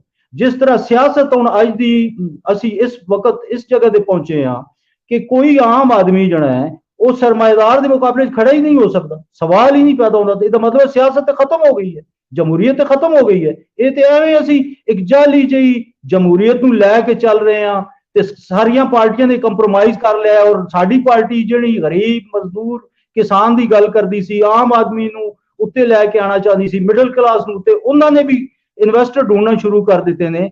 ਇਹਦਾ ਮਤਲਬ ਹੈ ਕਿ ਉਹਨਾਂ ਨੇ ਕੰਪਰੋਮਾਈਜ਼ ਕੀਤੇ ਨੇ। ਜਿਸ ਤਰ੍ਹਾਂ ਹੁਣ ਸਿਆਸਤ ਨਹੀਂ ਹੋ ਸਕਦੀ, ਇਸੇ ਤਰੀਕੇ ਨਾਲ ਇਹ ਮੁਲਕ ਵੀ ਹੁਣ ਅੱਗੇ ਨਹੀਂ ਚੱਲ ਸਕਦਾ। ਇੱਥੇ ਪਹਿਲੇ ਇਸ ਦਹਿਸ਼ਤਗਰਦੀ ਨੂੰ ਖਤਮ ਕਰਨਾ ਹੋਏਗਾ, ਐਰੈਡੀਕੇਟ ਕਰਨਾ ਹੋਏਗਾ ਬਾਈ ਆਲ ਮੀਨਸ, तमाम ਸੈਕਟਰਸ ਨੂੰ। ਕੌਮ ਪ੍ਰਸਤ ਜਿਹੜੇ ਦਹਿਸ਼ਤਗਰਦ ਨੇ, ਪਾਰਟਿਕੂਲਰਲੀ ਇਹ BLA ਤੇ ਜਿਤਨੇ ਨੇ ਸਾਰੇ, ਇਹਨਾਂ ਨੂੰ ਖਤਮ ਕਰੋ। ਇਹ ਜਿਤਨੇ ਮਜ਼ਹਬੀ ਫਿਰਕਾ ਵਾਰਾਨਾ ਜਿਤਨੇ ਦਹਿਸ਼ਤਗਰਦ ਨੇ, ਇਹਨਾਂ ਨੂੰ ਖਤਮ ਕਰੋ। ਔਰ ਪਾਰਟਿਕੂਲਰਲੀ ਇਹ ਜਿਸ ਤਰ੍ਹਾਂ ਕਿ ਉਹਨਾਂ ਨੇ ਇੱਕ ਐਰੈਡੀਕੇਟ ਕੀਤਾ ਸੀ, ਮੈਂ ਤੁਹਾਨੂੰ ਇਨਫੋਰਮੇਸ਼ਨ ਦੀ ਬੁਨਿਆਦ ਤੇ ਤੁਹਾਡੇ ਨਾਲ ਗੱਲ ਕਰ ਰਿਹਾ। ਇਹ ਮਰਾਸਲਾ ਚੱਲ ਚੁੱਕਿਆ ਹੈ। ਮੇਰੇ ਨਾਲ ਅੱਜ ਕਿਸੇ ਬੰਦੇ ਨੇ ਗੱਲ ਵੀ ਕੀਤੀ ਹੈ ਕਿ ਸਹੂਲਤਕਾਰ, ਇਹ PTI ਹੁਣ ਸਹੂਲਤਕਾਰੀ ਕਰ ਰਹੀ ਹੈ। ਇਸ ਗੱਲ ਨੂੰ ਸਮਝੋ ਤੁਸੀਂ। ਔਰ ਉਹਨਾਂ ਦੇ ਜਿਹੜੇ ਬਾਹਰ ਤੋਂ ਸੋਸ਼ਲ ਮੀਡੀਆ ਅਕਾਊਂਟਸ ਨੇ, ਉਹ BLA ਨੂੰ ਔਰ ਇਹ ਕੌਮ ਪਰਸਤਾਂ ਨੂੰ ਔਰ ਤਾਲਿਬਾਨ ਨੂੰ ਮਾਈਂਡ ਸੈਟ ਦੇ ਹਵਾਲੇ ਨਾਲ ਸੋਸ਼ਲ ਮੀਡੀਆ ਤੇ ਉਹਨਾਂ ਦੀ ਸਹੂਲਤਕਾਰੀ ਕਰ ਰਹੇ ਨੇ। ਇਹਨਾਂ ਨੂੰ ਐਰੈਡੀਕੇਟ ਕਰਨਾ ਹੈ ਔਰ ਇਹ ਸਾਨੂੰ ਮੁਕੰਮਲ ਤੌਰ ਤੇ ਖੁੱਲੀ ਮੁਜ਼ੰਮਤ ਕਰਨੀ ਹੋਏਗੀ। तमाम ਪਾਰਟਿਕੂਲਰਲੀ ਜਿਹੜੇ ਸਹੂਲਤਕਾਰ ਨੇ, ਸਹੂਲਤਕਾਰਾਂ ਦੇ ਉੱਤੇ ਕੋਈ ਬੰਦਾ ਨਹੀਂ ਬੋਲ ਰਿਹਾ। ਸਾਹਮਣੇ ਦਹਿਸ਼ਤਗਰਦ ਤੇ ਨਜ਼ਰ ਆ ਰਹੇ ਨੇ, BLA ਵੀ ਨਜ਼ਰ ਆ ਰਿਹਾ ਹੈ, ਤਾਲਿਬਾਨ ਵੀ ਨਜ਼ਰ ਆ ਰਹੇ ਨੇ। ਸਾਰਿਆਂ ਨੂੰ ਪਤਾ ਹੈ ਕਿ ਜਿਹੜੇ ਉਹਨਾਂ ਦੇ ਸਹੂਲਤਕਾਰ ਨੇ, ਜਿਹੜੇ ਉਹਨਾਂ ਨੂੰ ਸਪੋਰਟ ਦੇ ਰਹੇ ਨੇ ਸੋਸ਼ਲ ਮੀਡੀਆ ਤੇ ਅਗਰ ਮਗਰ ਤੇ ਜਨਾਬ ਚੂੰ ਕੇ ਚੁਨਾਚੇ ਤੇ ਪਿਛਲੀਆਂ 70 ਸਾਲ ਕੀ ਚੀਰਾ ਦਸਤੀਆਂ ਸਾਨੂੰ ਦੱਸਦੇ ਨੇ ਇਸਟੈਬਲਿਸ਼ਮੈਂਟ ਦੀਆਂ। ਇਹਨਾਂ ਨੂੰ ਇਹ ਜਿਹੜੇ PTI ਵਾਲੇ ਨੇ ਜਿਨ੍ਹਾਂ ਦੀ ਤੁਸੀਂ ਗੱਲ ਕੀਤੀ ਹੈ, ਇਹਨਾਂ ਨੂੰ ਜ਼ਿਆਦ ਦੀ ਇਸਟੈਬਲਿਸ਼ਮੈਂਟ ਨਾਲ ਕੋਈ ਮਸਲਾ ਨਹੀਂ। ਇਹਨਾਂ ਨੂੰ ਅਯੂਬ ਖਾਨ ਦੀ ਇਸਟੈਬਲਿਸ਼ਮੈਂਟ ਨਾਲ ਕੋਈ ਮਸਲਾ ਨਹੀਂ, ਯਾਹਿਆ ਖਾਨ ਦੀ ਇਸਟੈਬਲਿਸ਼ਮੈਂਟ ਨਾਲ ਕੋਈ ਮਸਲਾ ਨਹੀਂ, ਮੁਸ਼ਰਫ ਦੀ ਇਸਟੈਬਲਿਸ਼ਮੈਂਟ ਨਾਲ ਕੋਈ ਮਸਲਾ ਨਹੀਂ, ਈਵਨ ਬਾਜਵਾ ਦੀ ਜਿਹੜੀ ਇਸਟੈਬਲਿਸ਼ਮੈਂਟ ਸੀ ਉਹਦੇ ਨਾਲ ਵੀ ਕੋਈ ਮਸਲਾ ਨਹੀਂ। ਇਹਨਾਂ ਨੂੰ ਸਿਰਫ ਸ਼ਾਹ ਸਾਹਿਬ ਦੀ, ਹਾਫਿਜ਼ ਸਾਹਿਬ ਦੀ ਇਸਟੈਬਲਿਸ਼ਮੈਂਟ ਨਾਲ ਮਸਲਾ ਹੈ, ਕਿਉਂਕਿ ਇਹਨਾਂ ਨੇ ਉਹਨੂੰ ਚੈਲੰਜ ਕੀਤਾ ਹੈ। ਇਸ ਵਾਸਤੇ ਇਸਟੈਬਲਿਸ਼ਮੈਂਟ ਜਾਂ ਇਹ ਜੋ ਵੀ ਮਾਮਲਾਤ ਨੇ, ਅਸੀਂ ਖੁਦ ਜਿਤਨੇ ਇੱਥੇ ਬੈਠੇ ਹਾਂ ਸਾਰੇ ਦੋਸਤ, ਅਸੀਂ ਪਹਿਲੀ ਸਫਾ 'ਚ ਖੜੇ ਹੋਵਾਂਗੇ ਅਗਰ ਇਹ ਐਰੈਡੀਕੇਟ ਕਰਦੀ ਹੈ ਸਾਡੀ ਇਸਟੈਬਲਿਸ਼ਮੈਂਟ।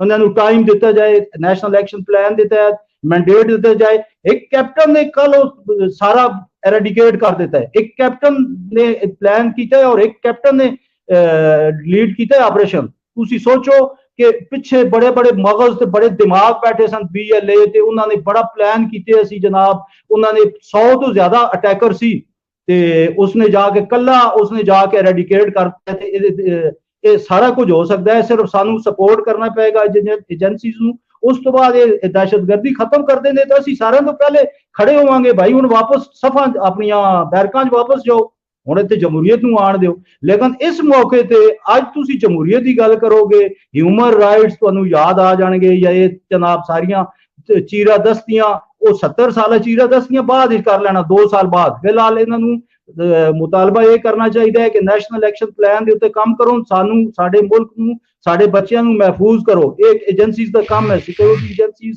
ਫੌਜ ਇसी ਵਜ੍ਹਾ ਤੋਂ ਰੱਖੀ ਜਾਂਦੀ ਹੈ, ਇसी ਵਜ੍ਹਾ ਤੋਂ ਪੁਲਿਸ ਰੱਖੀ ਜਾਂਦੀ ਹੈ। ਇਹ ਸਾਡੀ ਮੁਤਾਲਬਾ ਹੋਣਾ ਚਾਹੀਦਾ ਹੈ ਕਿ ਇਸ ਵਕਤ ਐਰੈਡੀਕੇਟ ਕਰਨ ਇਹਨੂੰ, ਦਹਿਸ਼ਤਗਰਦੀ ਨੂੰ। ਜੀ ਬੜੇ ਵਧੀਆ ਮੁਤਾਲਬਾਤ ਪੇਸ਼ ਹੋ ਗਏ ਨੇ ਤੇ ਉਮੀਦ ਹੈ ਕਿ ਮੁਤਾਲਬਾਤ ਸੁਣੇ ਜਾਣਗੇ ਔਰ ਕਾਬਲੇ ਅਮਲ ਵੀ ਨੇ। ਸਾਡਾ ਜਿਹੜਾ ਪ੍ਰਾਈਮ ਫੋਕਸ ਹੈ ਉਹ ਤੇ ਇਹ ਹੋਣਾ ਚਾਹੀਦਾ ਹੈ ਕਿ ਟੈਰਰਿਜ਼ਮ ਕਿਸੇ ਵੀ ਪਾਸੋਂ ਹੋਵੇ, ਔਰ ਕੋਈ ਵੀ ਉਹਦੀ ਪੁਸ਼ਤ ਬਣਾਈ ਕਰੇ, ਅਸੀਂ ਉਹਦੇ ਖਿਲਾਫ ਹਾਂ, ਅਸੀਂ ਉਹਦੀ ਮੁਰੰਮਤ ਕਰਦੇ ਹਾਂ। ਉਹ ਕਿਸੇ ਵੀ ਫੈਕਸ਼ਨ ਤੋਂ ਹੋਏ, ਉਹ ਕਿਸੇ ਸਾਈਡ ਤੋਂ ਹੋਵੇ, ਔਰ ਅਸੀਂ ਪਹਿਲੇ ਦਿਨ ਤੋਂ ਉਹਦੇ ਖਿਲਾਫ। ਐਸਾ ਨਹੀਂ ਕਿ ਅਸੀਂ ਅੱਜ ਟੈਰਰਿਜ਼ਮ ਦੇ ਖਿਲਾਫ ਗੱਲ ਕਰਨ ਲੱਗੇ ਹਾਂ, ਅਸੀਂ ਤਾਂ ਜੂੰ ਜੰਮੇ ਟੈਰਰਿਜ਼ਮ ਦੇ ਖਿਲਾਫ ਗੱਲ ਕਰ। ਸਾਡੇ ਲਈ ਤਾਂ ਇਹ ਖੈਰ ਨਹੀਂ, ਲੇਕਿਨ ਉਹਨਾਂ ਵਾਸਤੇ ਜ਼ਰੂਰ ਇਹ ਜਿਹੜੇ ਕਿਸੇ ਵੇਲੇ ਤਾਲਿਬਾਨ ਦੀ ਹਮਾਇਤ ਕਰਦੇ ਨੇ, ਕਿਸੇ ਵੇਲੇ BLA ਦੀ ਹਮਾਇਤ ਕਰਦੇ ਨੇ, ਕਿਸੇ ਵੇਲੇ ਮਨਜ਼ੂਰ ਪਸ਼ਤੀਨ ਹੋਰਾਂ ਦੀ ਹਮਾਇਤ ਕਰਦੇ ਨੇ, ਔਰ ਐਸੇ ਲੋਕਾਂ ਦੀ ਹਮਾਇਤ ਕਰਦੇ ਨੇ ਕਿ ਜਿਹੜੇ ਇੱਕ ਸੂਬੇ ਦੇ ਦੇਖੋ 2.5 ਕਰੋੜ ਬਲੋਚ ਇੱਥੇ ਪੰਜਾਬ 'ਚ ਬੈਠਾ ਹੈ, ਸਾਡੇ ਭਾਈ ਨੇ, ਔਰ ਇੰਤਹਾਈ ਦੁੱਖ ਹੁੰਦਾ ਹੈ। ਮੈਂ ਅੱਜ ਪਹਿਲੀ ਵਾਰੀ ਇਹ ਇੰਤਜ਼ਾਰ ਕਰ ਰਿਹਾ, ਮੈਂ ਜਦੋਂ ਬਲੋਚ ਕਰਕੇ ਨਾਂ ਲੈ ਕੇ ਇਸਤੇਮਾਲ ਕਰਦਾ, ਮੈਨੂੰ ਬਹੁਤ ਦੁੱਖ ਹੁੰਦਾ। ਸਿਰਫ ਇਹਨਾਂ BLA ਦੇ ਵਾਲਿਆਂ ਦੀ ਵਜ੍ਹਾ ਤੋਂ ਮਜਬੂਰਨ ਉਹ ਬਲੋਚ ਨਾ ਵਰਤਣਾ ਪੈਂਦਾ, ਵਰਨਾ ਇੰਨੇ ਚੰਗੇ, ਇੰਨੇ ਵਧੀਆ, ਇੰਨੇ ਸੋਹਣੇ ਬੰਦੇ ਨੇ ਬਲੋਚ ਜਿਹੜੇ ਪੰਜਾਬ 'ਚ ਬੈਠੇ ਨੇ। ਪੰਜਾਬੀ ਦੇ ਸ਼ਾਇਰ ਬੜੇ ਅੱਛੇ ਬਲੋਚ ਜਿਹੜੇ ਨੇ ਜੰਗ ਤੋਂ, ਤੇ ਲੇਕਿਨ ਬਦਕਿਸਮਤੀ ਨਾਲ ਇਹ ਸਾਰੀ ਬਲੋਚ ਕੌਮ ਦੀ ਬੇਇੱਜ਼ਤੀ ਦਾ ਬਾਇਸ ਬਣ ਰਹੇ ਨੇ। ਇਹ ਬਲੋਚਿਸਤਾਨ ਦੇ ਚੰਦ ਬਲੋਚ ਜਿਹੜੇ ਕਿ ਇਹਨਾਂ ਅਲੈਹਦਗੀ ਪਸੰਦ ਤਨਜ਼ੀਮਾਂ ਦਾ ਹਿੱਸਾ ਨੇ। ਅਸੀਂ ਤੇ ਚਾਹੁੰਦੇ ਹਾਂ ਸਾਡਾ ਸਿੰਧੀਆਂ ਨਾਲ ਵੀ ਪਿਆਰ ਹੋਵੇ, ਸਿੰਧੀ ਵੀ ਮੁਕਾਲਮੇ ਤੇ ਆਉਣ। ਇਹ ਜਿਹੜੀ ਬਲੈਕਮੇਲਿੰਗ ਵਾਲਾ ਇੱਕ ਦੂਜੇ ਨੂੰ ਸਿਲਸਿਲਾ, ਇਹ ਖਤਮ ਹੋਣਾ ਚਾਹੀਦਾ। ਕਿ ਤੁਸੀਂ ਜਦੋਂ ਕੋਈ ਪੰਜਾਬ ਆਪਣੇ ਹੱਕ ਦੀ ਗੱਲ ਕਰਦੇ ਤੇ ਬਾਹ ਰੌਲਾ ਪਾ ਦਿਓ, ਮਰ ਗਿਆ, ਲੁੱਟੇਗਾ, ਖਾ ਗਿਆ ਪੰਜਾਬ, ਖਾ ਗਿਆ। ਇਹ ਸਿਲਸਿਲਾ ਨਹੀਂ ਹੋਣਾ ਚਾਹੀਦਾ। ਪੜ੍ਹੇ ਲਿਖੇ ਤਰੀਕੇ ਨਾਲ ਮੁਕਾਲਮਾ ਹੋਣਾ ਚਾਹੀਦਾ। ਆਪਣੇ ਪੜ੍ਹੇ ਲਿਖੇ ਲੋਕ ਲਿਆਓ, ਸਾਡੇ ਵੱਲੋਂ ਅਸੀਂ ਆਈਏ, ਗੱਲ ਬੈਠ ਕੇ ਕਰੀਏ, ਜਿਸਦਾ ਮੌਕਫ ਠੀਕ ਹੈ।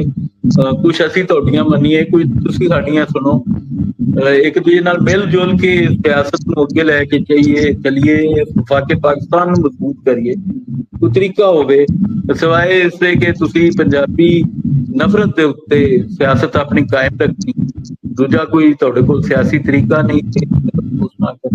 ਇਹਦੇ ਬਾਰੇ ਸਾਰਿਆਂ ਨੂੰ, ਜਿੰਨੀਆਂ ਮੁਹੱਬਤ ਵਤਨ ਜਮਾਤਾਂ ਨੇ, ਮੁਹੱਬੇ ਵਤਨ ਕਿਆਦਤਾਂ ਨੇ, ਉਹਨਾਂ ਨੂੰ ਇਸ ਬਾਰੇ 'ਚ ਸੰਜੀਦਗੀ ਨਾਲ ਸੋਚਣਾ ਚਾਹੀਦਾ ਹੈ। ਪੰਜਾਬ ਜਿਹੜਾ ਵੱਡਾ ਭਰਾ ਕਰਕੇ ਤੇ ਬਹੁਤ ਚਿਰ ਬੇਵਕੂਫ ਬਣ ਗਿਆ, ਔਰ ਓਨੀ ਹਕੀਕਤ ਨਹੀਂ ਜਿੰਨੇ ਇਲਜ਼ਾਮ ਨੇ ਸਾਡੇ ਤੇ, ਔਰ ਜਿੰਨੀ ਪ੍ਰੋਪੇਗੈਂਡਾ। ਇਹ ਬਿਲਕੁਲ ਜਿਵੇਂ ਸਾਡੇ ਸਦਰ ਤੇ ਇਲਜ਼ਾਮ ਨੇ ਨਾ, ਔਰ ਹਕੀਕਤ ਕੁਛ ਵੀ ਨਹੀਂ ਕਰਪਸ਼ਨ ਦੇ, ਉਸੇ ਤਰ੍ਹਾਂ ਪੰਜਾਬੀਆਂ ਦੇ ਉੱਤੇ ਵੀ ਇਲਜ਼ਾਮ ਹੀ ਇਲਜ਼ਾਮ ਨੇ, ਹਕੀਕਤ ਬਹੁਤ ਥੋੜੀ। ਕਿਉਂਕਿ ਉਹਨਾਂ ਦੀ ਜ਼ਿੰਮੇਦਾਰ ਹੀ ਨਹੀਂ। ਅਸੀਂ ਜਿਹੜੇ ਇਲਜ਼ਾਮ ਲੱਗਦੇ ਨੇ, ਯਹੀਆ ਖਾਨ ਦਾ ਇਲਜ਼ਾਮ ਸਾਡੇ ਤੇ ਲੱਗਦਾ ਹੈ, ਅਯੂਬ ਖਾਨ ਦਾ ਸਾਡੇ ਤੇ ਲੱਗਦਾ, ਮੁਸ਼ਰਫ ਦਾ ਸਾਡੇ ਤੇ ਲੱਗਦਾ, ਉਹ ਜਿੰਨੇ ਗੈਰ ਪੰਜਾਬੀ ਜਰਨੈਲ ਨੇ ਉਹਨਾਂ ਦੇ ਇਲਜ਼ਾਮ ਵੀ ਸਾਡੇ ਤੇ, ਉਹਨਾਂ ਦੇ ਗੁਨਾਹ ਵੀ ਸਾਡੇ ਮੱਥੇ ਪਾ ਦਿੰਦੇ ਨੇ। ਇਹ ਸਾਰੀਆਂ ਜਮਾਤਾਂ ਨੂੰ, ਸਾਰੀਆਂ ਕਿਆਦਤਾਂ ਨੂੰ ਇਸ ਬਾਰੇ ਸੋਚਣਾ ਚਾਹੀਦਾ ਕਿ ਅਸੀਂ ਵਫਾਕੇ ਪਾਕਿਸਤਾਨ ਨੂੰ ਮਜ਼ਬੂਤ ਕਰਨਾ, ਔਰ ਜਿਹੜੀਆਂ ਚਾਰੇ ਬੁਨਿਆਦੀ ਇਕਾਈਆਂ ਨੇ ਇਹਨਾਂ ਨੂੰ ਇੱਕ ਦੂਜੇ ਦੇ ਕਰੀਬ ਲਿਆਉਣਾ, ਔਰ ਇੱਕ ਦੂਜੇ ਦੇ ਖਿਲਾਫ ਸਾਜ਼ਿਸ਼ਾਂ ਦਾ ਸਿਲਸਿਲਾ ਬੰਦ ਕਰਨਾ। ਹੁਣ ਇਸ ਵਕਤ 2025 'ਚ ਕੋਈ ਕੌਮ, ਨਾ ਅਸੀਂ, ਨਾ ਸਿੰਧੀ, ਨਾ ਬਲੋਚ, ਨਾ ਪਸ਼ਤੂਨ, ਕੋਈ ਕੌਮ ਬੇਵਕੂਫ ਨਹੀਂ। ਕਿਸੇ ਕੌਮ ਦੀ ਯੂਥ ਹੁਣ ਬੇਵਕੂਫ ਨਹੀਂ ਰਹੀ ਕਿ ਦੂਜਾ ਸਮਝੇ ਕਿ ਮੈਂ ਇਹਦੇ ਤੇ ਇਸੇ ਤਰ੍ਹਾਂ ਫੁੱਦੂ ਪ੍ਰੈਸ਼ਰ ਪਾ ਕੇ ਡਰਾ ਲਾਂਗਾ, ਧਮਕਾ ਲਾਂਗਾ। ਇਹ ਗੱਲ ਤੇ ਠੀਕ ਹੈ ਜੀ, ਬਹੁਤ ਵਧੀਆ। ਅੱਜ ਬਹੁਤ ਵਧੀਆ ਸੈਸ਼ਨ ਹੋਇਆ, ਸਪੈਸ਼ਲੀ ਸੈਕਿੰਡ ਸੈਸ਼ਨ ਬਹੁਤ ਚੰਗਾ ਹੋਇਆ। ਰੱਬ ਰੱਖੇ।